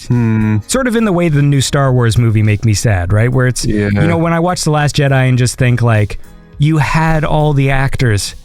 They were alive. And this is what you did with them. Yes. Yeah. That's a good point, actually, yeah. Regardless with how people feel, I personally didn't like it, but Harrison Ford agreed to come back. Carrie Fisher was alive. Mark Hamill was game. He's been game for fucking 40 years. And this is what you do with them. Yeah. And that makes me sad. And what makes me sad about Expendables is that it didn't happen in the 90s, that these guys couldn't put their egos aside. Because imagine if they did Expendables in, you know, 1996, their careers are kind of waning a bit. They're still making okay movies. And then they decide to team up and do the fucking Stallone, Arnold, Van Damme, Dolph movie. You know what I mean? Yeah, that's a good point, actually. Yeah, that could have been something amazing back then. Or maybe it would have been worse. You wouldn't have had the new generation, I guess, because they do kind of do with Statham, and actually it's probably just Statham really, isn't it? Everyone else is. But you wouldn't need them. Like imagine the Expendables was made, you know, like realistically, it wouldn't have been early 90s. It would have been when they started to go like, oh, Van Damme, he's doing a lot more straight-to-video stuff. Stallone star is not quite there. Arnold just did Eraser, one of those kind of movies that are like, it's okay, you know, but not, you know, it's not Total Recall or Terminator or whatever. And then at that moment, they decide, let's pull out all the stops and have a huge budget action movie with all of them. I think you've said it yourself. Yeah, I think ego is probably the reason. Have you read that Last Action Heroes book that came out I think it was last year? No. But it's one of the film critics for Empire. I can't remember his name now. So the book's called The Last Action Heroes, and it's absolutely fantastic. It's fabulous. And it just takes up to 8 people, so it's like Stallone, Schwarzenegger, and at the other end of the spectrum, I think the smaller guys in it are Van Damme and Dolph Lundgren, and it just plots their careers and speaks to everyone involved in their movies and so on. And the rivalry between Stallone and Schwarzenegger was unreal. It was absolutely ridiculous. I think the book opens with a story about a Cannes film event where some promoter or other had managed to convince both Stallone and Schwarzenegger to appear on stage together. This is at their height. And there were weeks of arguing about who walks on stage first, which one comes from the left, which one comes from the right, at what stage of the evening is this, how are they going to be introduced? Is one of their names longer than the other? And so that'll mean that they've got a longer introduction. They were just deranged in their rivalry and ego. And then you also had Bruce Willis in that mix, who was just kind of a bit of a prick, it sounds like, frankly, stirring things up and so on. And you really, that it's amazing that they even existed in the same industry together without coming to blows. And it was, the whole Planet Hollywood thing kind of brought them together a little bit, but still there were issues there that needed to be papered over, apparently. I think ego was the reason that could never have happened until today. Yeah, I bet, realistically, if it did in the 90s, it would have been a movie where they were separated for the whole thing. Yeah. And then whenever they do talk to each other, it would always be like over-the-shoulder shots with a double. Yeah, just like a modern Steven Seagal movie, basically. Somehow he's never on camera with someone else. You know that movie he's in with Tyson, where he fights Mike Tyson. They were never on set at the same time. Amazing. The entire fight, one or other of them is doubled at every single moment, or both of them. See, that's movie magic, man. Oh, God. There was a funny Jay Leno episode where Steven Seagal was the guest, and this was like in the 90s, because I remember this going like, what's up with this guy? There were two guests on the couch, and the other one was a comedian called D.L. Hughley, and he said the funniest thing, because Steven Seagal is super serious. Yeah. And he's like talking about he had like an essential oils business or something. So like he's on Jay Leno going like, yeah, you really got to try these essential oils. And he's like pulling out little bottles. And then he was just so serious. And at one point, D.L. Hughley's just like, wow, you're like a serious dude. And it was so funny because I was sitting there at home just thinking that, like, I just couldn't handle it. Yeah. You know, when people are just in schlocky movies, there's something so charming about people who just know what they're doing, who don't have any shame. It's like, hey man, I'm an actor, I get paid, you know, some of the movies I do are going to be weird or whatever, and they just accept it. And there's those people who are like, it's just like a derangement. Like when I would watch the Seagal movie, I'm like, well, he's terrible and this movie's stupid, but then he's walking around like he's the king of the world and like super serious. I'm like, you know, the movie you just said, I'm going to take you to the bank, Senator Trent, to the blood bank, and then you're on you're on TV like, you know, talking about essential oils and whatever. It's like, it's weird. But look, man, we've been talking for a long time, so I should let you go. But it's been great talking to you. I love your channel. I look forward to watching more things. I know they take a lot of work, but it's really well done. I'm really enjoying the book. I know you have another book, right? I do, yeah. I've got a few, but the only two I get royalties on are, and the only two that are worth having, to be honest, are the Bad Movie Bible, and I've read a book called The A to Z of Superhero Movies, which hasn't proved massively popular, if I'm entirely honest. But if you want to read 1,000 capsule reviews of every superhero movie ever made, then there's no other book that's going to do that, probably for good reason. And what? And you mentioned you're watching Barbarian movies. So is that like the next thing on the list? Yeah. So next on the channel is going to be borrowing blockbusters on Conan ripoffs. Although, you know, Barbarian movies they're kind of their own thing. They're not really all Conan ripoffs, but yeah, that's what's going to be next up there, which should be, I don't know, be a few weeks. How long do they take you to put together? Oh man, yeah, this is what I need to get better at. It's ridiculous. The amount of work that goes into them is absurd. I did the Nightmare on Elm Street one in like 6 weeks, but normally it's probably about twice that, to be honest. And that's working pretty long hours, to be honest, as well. There's so much freaking. I just did a making of Samurai Cop. Yes. And it was just such a joy to be researching one movie, one subject, dealing with one thing. And, you know, that took like a month or whatever, or even less than that, I think. So I think I need to do more of things like that. Well, I think also it like, again, why I enjoy your channel. For instance, you did Samurai Cop, and obviously Samurai Cop is a topic that's covered, you know, by lots of people. Like, it is an awesome movie. But I still find like a lot of value in the ones you put out. Like, just because the writing's so good, they're funny. You know, there's bits of information and sort of like trivia aspects that I didn't know before. And so, Big fan of the Bad Movie Bible. That's what I will say. Thank you very much. And it was great talking to you. It was great talking to you. It's great to be on. Like I said, when you got in touch, I wasn't familiar with the podcast, but I've been listening on and off since when I get a chance, and it's great. And I really like the music you play as well. Yeah, well, synthwave is cool. It makes me happy. Absolutely. Yeah. Anyway, all right, man. Well, you take care. Thanks very much for having me on. Thank you. All right, and that was my chat with Rob Hill of the Bad Movie Bible. I know I said this throughout the show and at the intro, and I'm going to say it at the outro. His YouTube channel is really good. It's one of my faves, so go... One of my faves? The channel's really got the riz, if you know what I mean. I'm hip, right?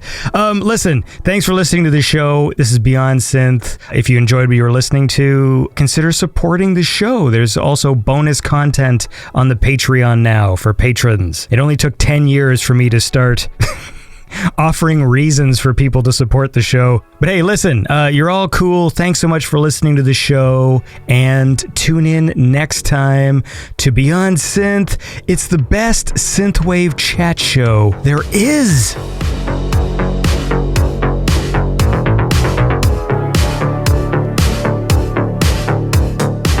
Beyond Synth Radio is produced by Andy Last.